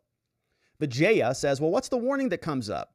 Yol says, when you click the link, you're going to see a generic unsafe URL message. It says like you're clicking spam, you're clicking hacked materials. It's going to the New York Post. Hello. So they're gonna flag them as spam malware. Not ideal, but it's the only thing we have. And he says, Black says, whatever we do in comms, this will become a bias for a claim of against Jack. Let's be clear, we're proactively, cautiously interpreting this, but can we claim that this is part of that policy? Is part of our approach that we're potentially addressing hacked materials? Seems kind of nuts. Baker says, all right. He finally weighs in here. He says, I support the conclusion that we need more facts to assess whether the materials were hacked. At this stage, however, it is reasonable for us to assume that they may have been and that caution is warranted. It's not reasonable at all, Jim. FBI knows it's real. You guys knew it was real from 2019 when you sent the subpoena over to JP at the Mac store. So now Jim Baker, who's ex-FBI, who is working with Elvis Chan at the FBI, who got confidential briefings, presumably from Elvis Chan, who still holds his security clearance, still interfacing with the feds, knows full well that these things aren't hacked, or he should know. A reasonable person in his position would know. So now he is overlooking it. He is voluntarily ignorant, willfully ignorant of the situation, but he's inside. And now he knows that this story is true and it's coming out. And boy, oh boy, it's going to be bad for Joe Biden. It might throw the entire election. So they stop it. There are some facts that indicates the materials may have been hacked, while there are others indicating the computer was either abandoned and the owner allowed or consented the repair shop to access it. We simply need more information. So he is playing the reasonable cautious FBI agent. We know that he just left the FBI. Jim Baker sends another email. Folks, I'm guessing that we're going to restrict access to this article as a violation of our hack materials policy, but after yesterday, I don't want to assume anything. So he's sending another email on October 15th, this time at 3:44 in the morning.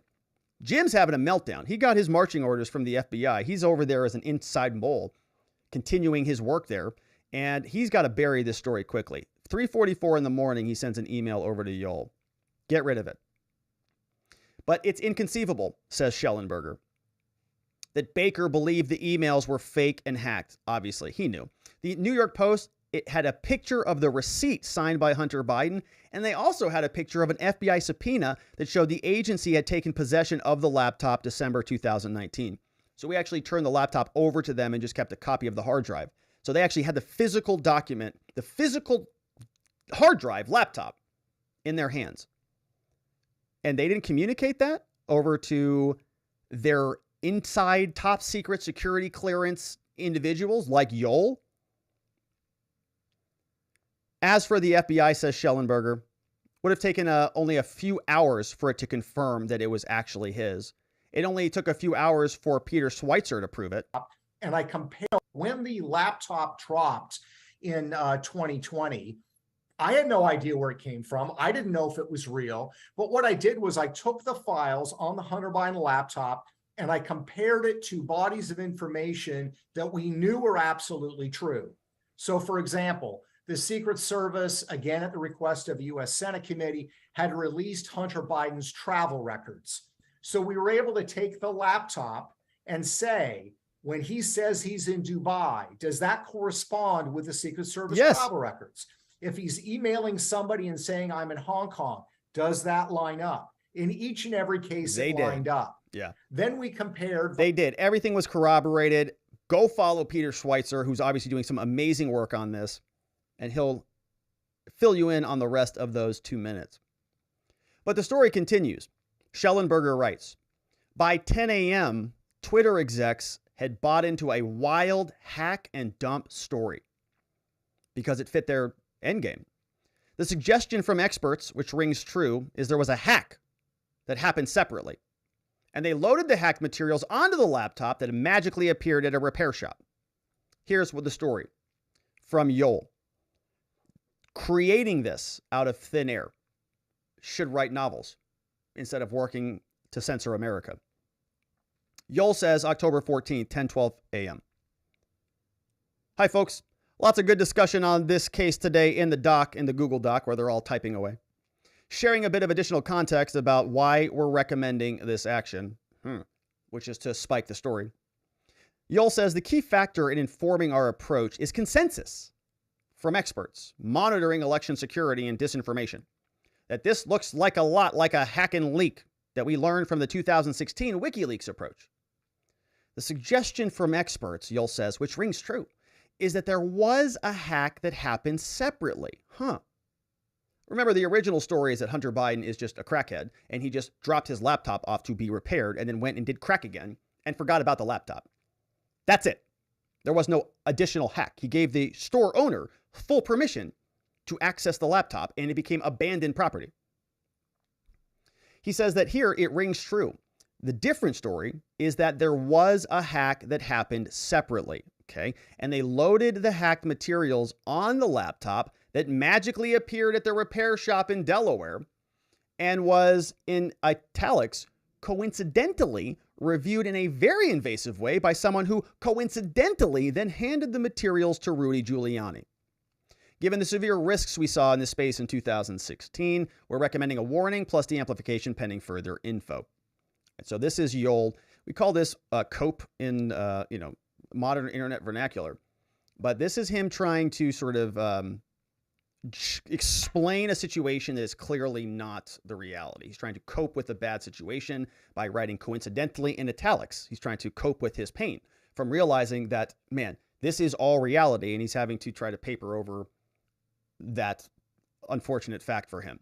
He says, if additional information emerges that establishes the origins of the materials more conclusively, we could either reverse this action and remove the warning or escalate our enforcement should it cross the line fully into hacked materials. We recognize the product experience of the warning label is less than ideal and will surface that feedback with the experience team again as evidence of why we need a more robust URL management options.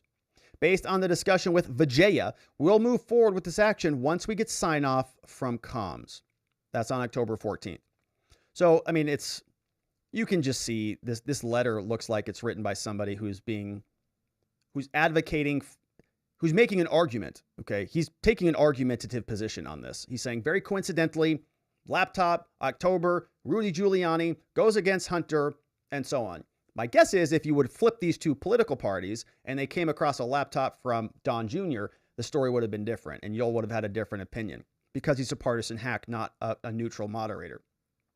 Schellenberger says, at 3:38 p.m. that same day, October 15th, Baker arranges a phone call with Matthew Perry in the Office of General Counsel at the FBI. This is the notice of the meeting, October 14th, between Jim and Matt. They use first names. They say the influence operation persuaded Twitter executives that Hunter Biden laptop did not come from a whistleblower. One link to a Hill article based on a WAPO article from October 15th, which falsely suggested that Giuliani's leak of the laptop had something to do with Russia. All right. So now they're all poisoning the pot. They're all inserting Russia, and they're doing this copy and paste thing that we've criticized a lot here. Okay. One person.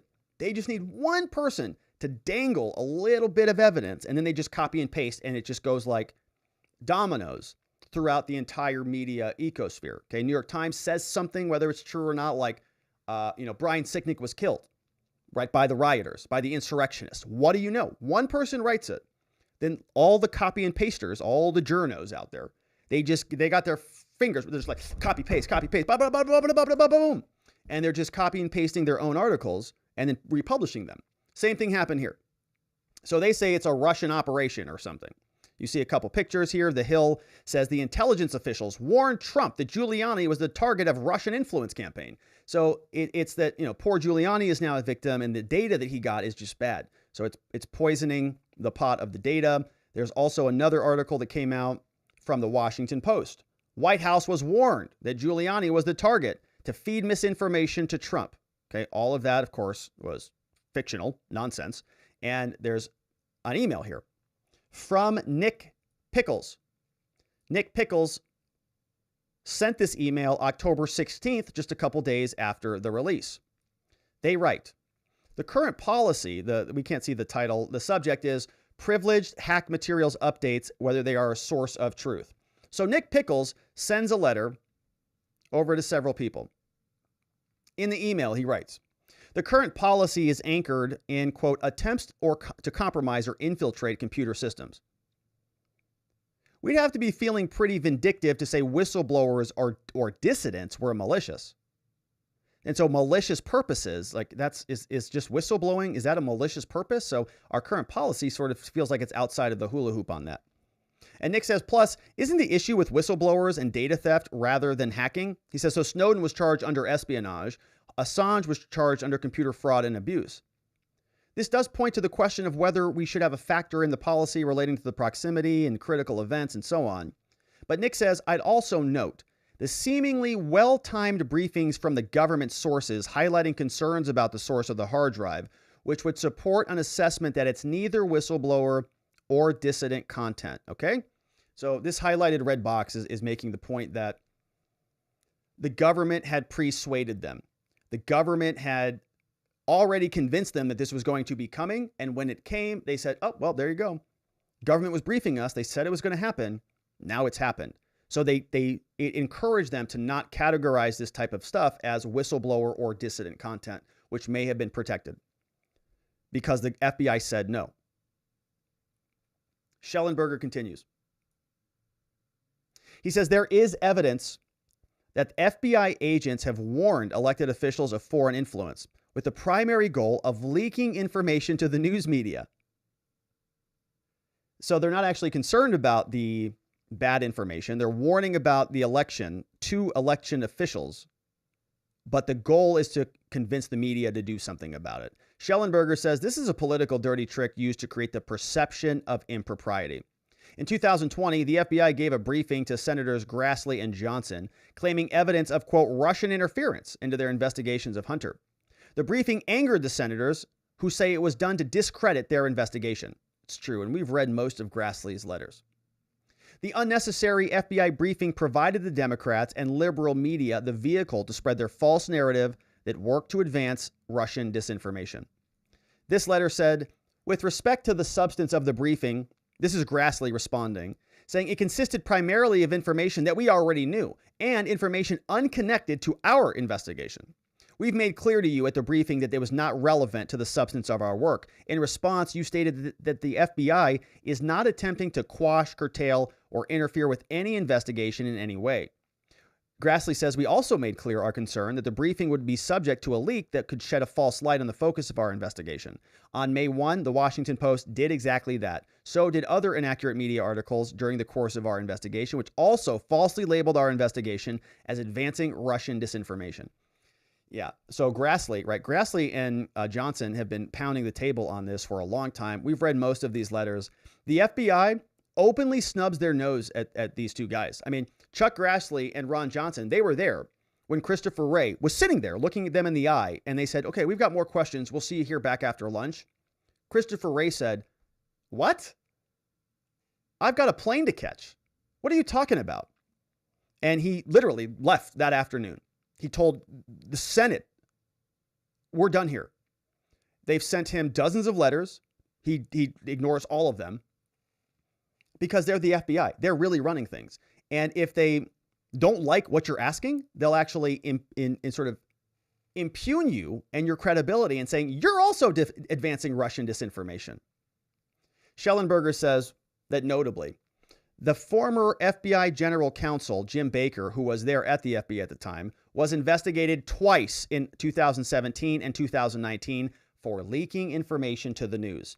This was the whole MO. This is exactly what Michael Sussman was doing. Jim Baker knew that. I would argue that Jim Baker was in on it with Michael Sussman. Sussman went to Baker, said, we've got the Trump PP tape. Sussman went to the Washington Post and said, the FBI has the Trump PP tape. He told the FBI, the WAPO has the Trump PP tape, and they're going to run it. They're playing both sides. He was investigated previously, had to leave the FBI because he got too hot, even for them. You're saying he's under criminal investigation? That's why you're not letting him answer? Meadows asked. Yes, because he's under investigation.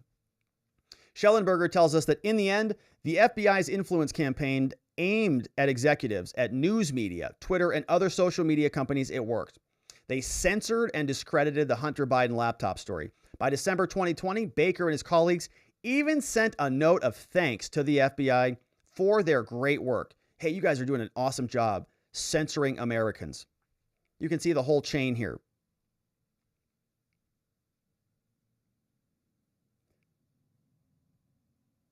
First letter comes out Thursday, December 10th. Hey, Sean and Jim, election's over. I hope all is well. The election has taken up our lives for most of the year, but certainly the past few months.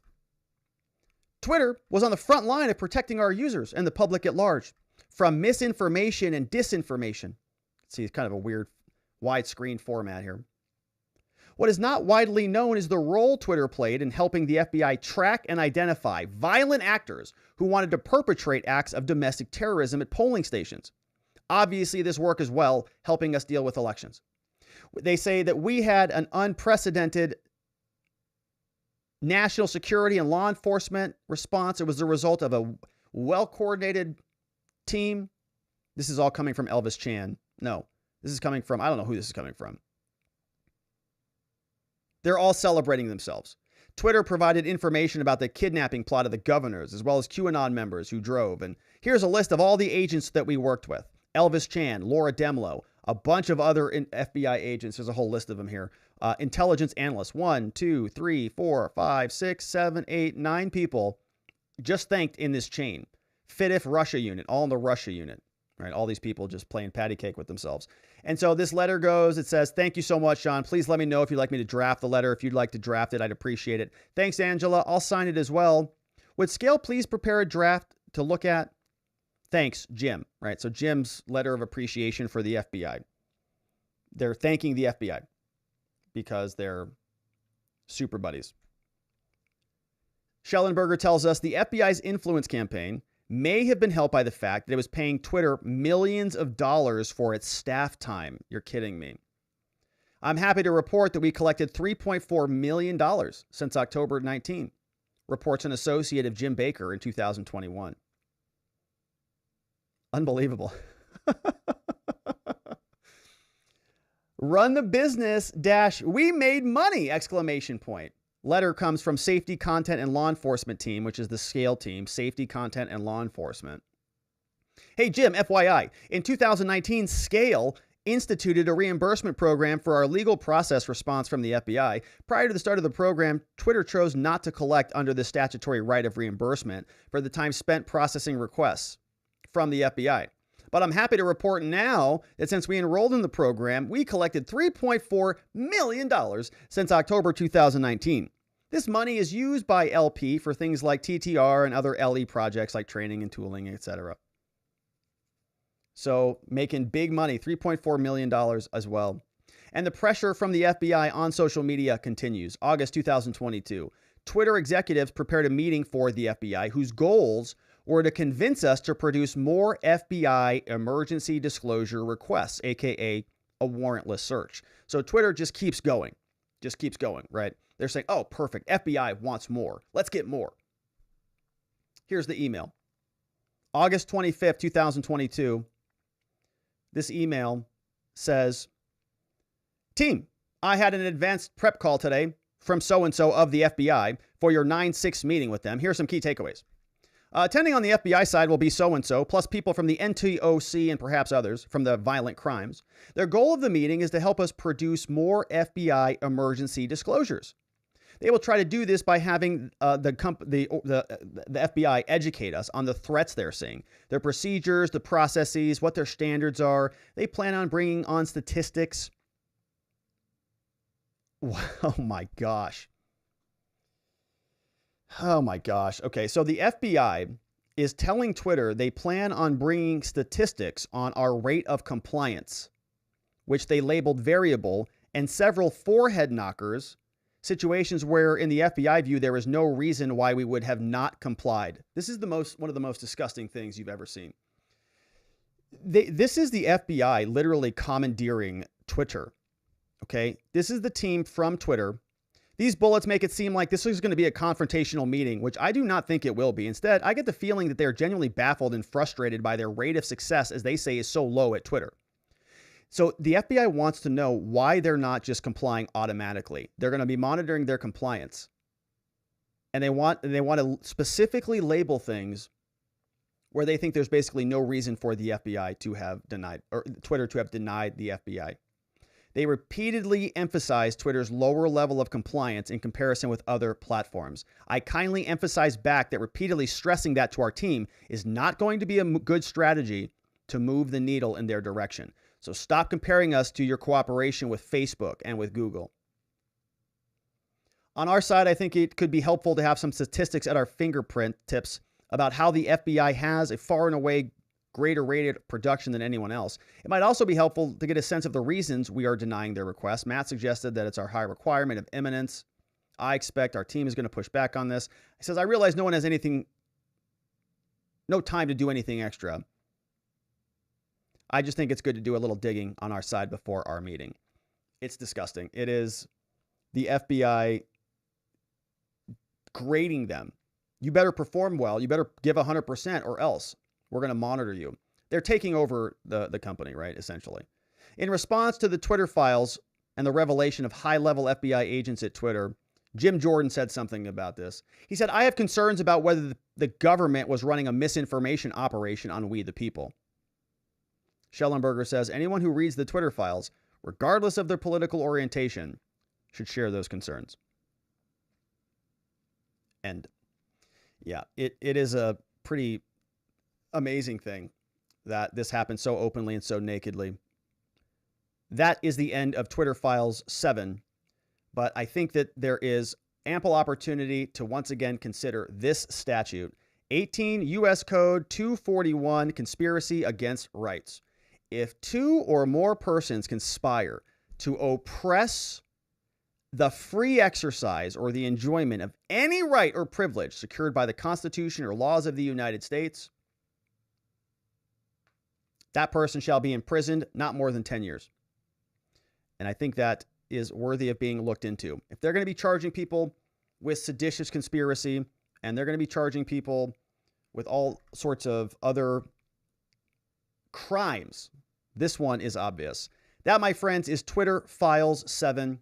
And of course, we will continue to cover these as they drop. Thank you for joining us as we do. And don't forget to support our law firm at rrlawaz.com. I forgot to intertwine that one. But I'll look forward to seeing you on the next one, my friends. All right. And so that, my friends, is it for the show on the day. We covered a lot of ground on the Twitter Files 6 and 7. But now it's time to hear from you and to see what you have to say about all of this from our friends over at watchingthewatchers.locals.com and our Super Chat supporters. I saw a couple of those come in. Thank you very much for your generosity on those. And let's see what we had here in the house. We had, to start us off on the day, Alan Harkins in the house. Alan Harkins says, as usual, a well-thought-out, informative analysis of the tragedy, which is our current politics. It really is pretty much a total disaster out there. I mean, what we're seeing is, I think, absolutely state actors. I think that the Twitter has become a state actor. I think that this type of misconduct is something that every single American should be outraged about. Why it's not there currently, I don't know. Maybe it's going to take some more time to get there. We'll see what the Republicans do about this, but so far it has felt pretty muted for the gravity of what we've seen. The reaction from the Republicans has seemed a little bit muted. But thank you, Alan, for the generous dono. IB says, me and Mads have been shadow banned on your chat. Well, that wasn't from me, IB. I'll have to go take a look. All right, somebody tell me what. Okay, I'll look for Mads. What's the other name? IB? All right. I'm going to take a screenshot of this. And we're going to save that for later. All right, so I didn't do that, IB. Must have been an accident. Alberta Traficante is in the house, says December 9th, 2019. was about the time the House issued articles of impeachment. Pelosi was ceremoniously to walk to the Senate right away, but she announced it will be done in January. From Alberta. Yeah, is that issued the articles of impeachment?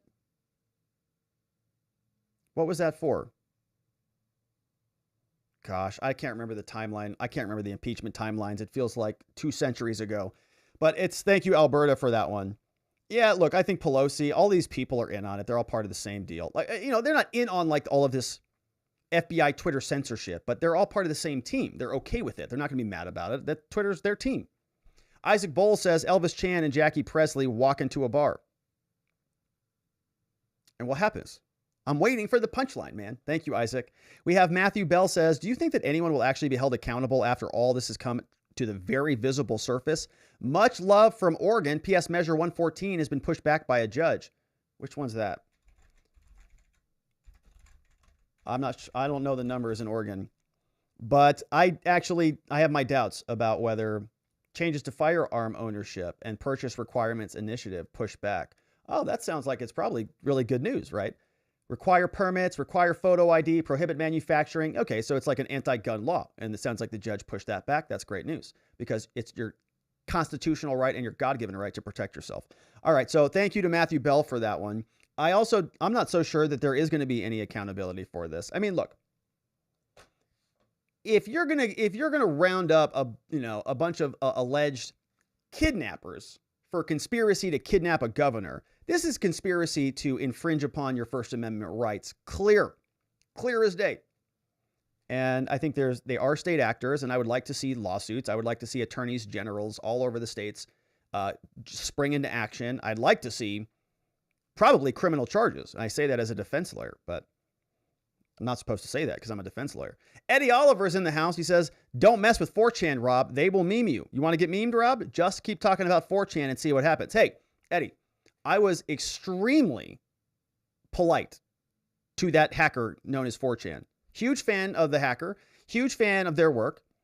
I think they're very, very polite. I have no qualms with them. All right, so let's just leave it there. Eddie's trying to start some business here. I'm not getting into them with that hacker over there. They're serious business, that hacker. So Neil says the common response I get from lefties on the Twitter files are, they say it's either fake the journalists are right wing or the documents don't support the claims. How do you out-lawyer such a response? It's either fake the journalists are right wing or the documents don't support the claims. Well, how would you out-lawyer such a response? Well, unfortunately, you're probably talking to an idiot. So it's difficult to out-lawyer an idiot because if you beat them with logic, they're just going to say what they want, right? Oh, no, it's fake. The journalists are right wing. Do you want to see a copy of the hard drive? Because you can, like for the Hunter Biden stuff, like is that what you're talking about? It's fake. You can download the hard drive, the whole thing, and look at it, and you tell if it's real or not. Documents support the claims. Oh, are you talking specifically about the Twitter files? I don't think Taibbi's right wing. Barry Weiss is not right wing at all. So go ask her, right? And go look at her writings. I don't think she's right wing at all. And I think the documents, I mean, yeah, you're just talking to an idiot, Niels. So I'm sorry to tell you that. I would just probably just find somebody else to talk to. Hopefully it's not like your wife or somebody, who's making those claims. But in general, like people who don't want to acknowledge the reality of this story, I think are just willfully ignorant of the story. It's so obvious and in your face. The files are there. It's all open and out in the public. If they don't get it, it's because they don't want to get it, and you're probably wasting your breath. All right, my friends. And so those were the very tremendous super chats that came in. And thank you to everybody for all of that love and support. And I think that was it for us. And so we're going to go ahead and start to wrap it up there, my friends. And of course, we are going to jump back over to our watchingthewatchers.locals.com community for a very beautiful after party, which is going to be taking place right now for the next 20 or so minutes at watchingthewatchers.locals.com. So head on over there if you want to check those out. Isaac Bowles just sent in another super chat as we wrap it up. Thank you, Isaac. Says Schellenberger is what McDonald's should have named the Big and Tasty in the early 2000s. The Schellenberger. Yeah, it's a good name for a burger. I think that is a good name. The Schellenberger. But it sounds like it might be like a seafood dish, you know. And I'm not sure that you want to mix the beef. Well, I mean, you could do like a surf and turf, right? And the Schellenberger. Maybe it's a surf and turf burger, right? And shout out to our friends over on Rumble. I see Euro Wars is over there. Eric Scorpio, Euro Wars. WTF's the limits over there. Along with Seth Covington, Lil Galaxy's in the house, 1R5, Katie Hales chatting away. Good to see you guys over there. And that, my friends, I think is about it for us on the day. We're going to wrap it up. Go on over to watchingthewatchers.locals.com. Shout out to our friends over at 4 Patriots. Don't forget to get your survival food before the holidays hit and before disaster strikes, because Lord knows, you know, nobody wants those new Apple products under the Christmas tree. Nobody really cares about the handbags or the sunglasses. They care about not starving to death. Okay, that's what really brings in the Christmas spirit. And so go over to 4patriots.com, get 10% off anything in the store on your first purchase. Use promo code Robert. And also check out our law firm. So we had an awesome annual planning event today, which is why I missed our morning member stream. I was scrambling to get out the door and get situated for this. And so we've got a bunch of cool stuff happening in 2023. We're very excited to help more good people charged with crimes find safety, clarity, and hope. And so if you happen to know anybody in the state of Arizona who needs help with a criminal charge, have them give our office a call. We have an awesome team. It just gets awesomer every year. 480-787-0394 online at rrlawaz.com. And thank you for supporting our law firm. Your referrals keep us busy. I mean, they really do. You're supporting our law firm. You're supporting our team of amazing people. You're helping our clients, you know, find good lawyers and good legal representation, and we're grateful for that. But that, my friends, is it for us on the day. We're going over to watchingthewatchers.locals.com. I hope to see you over there. Otherwise, my friends, I do hope to see you right back here tomorrow, because Lord knows what we're going to be talking about. A lot of Trump news. We've got Arizona news. We might have some more Twitter file news. There's a lot going on. And we've got to get back down to it. And I hope to see you right back here so that together with your help, we can shine that big, beautiful spotlight of accountability and transparency down upon our system with the hope of finding justice. Have a tremendous evening, my friends. Locals, I'll see you in 30 seconds. Everybody else, have an amazing evening. I'll see you right back here tomorrow. Bye-bye.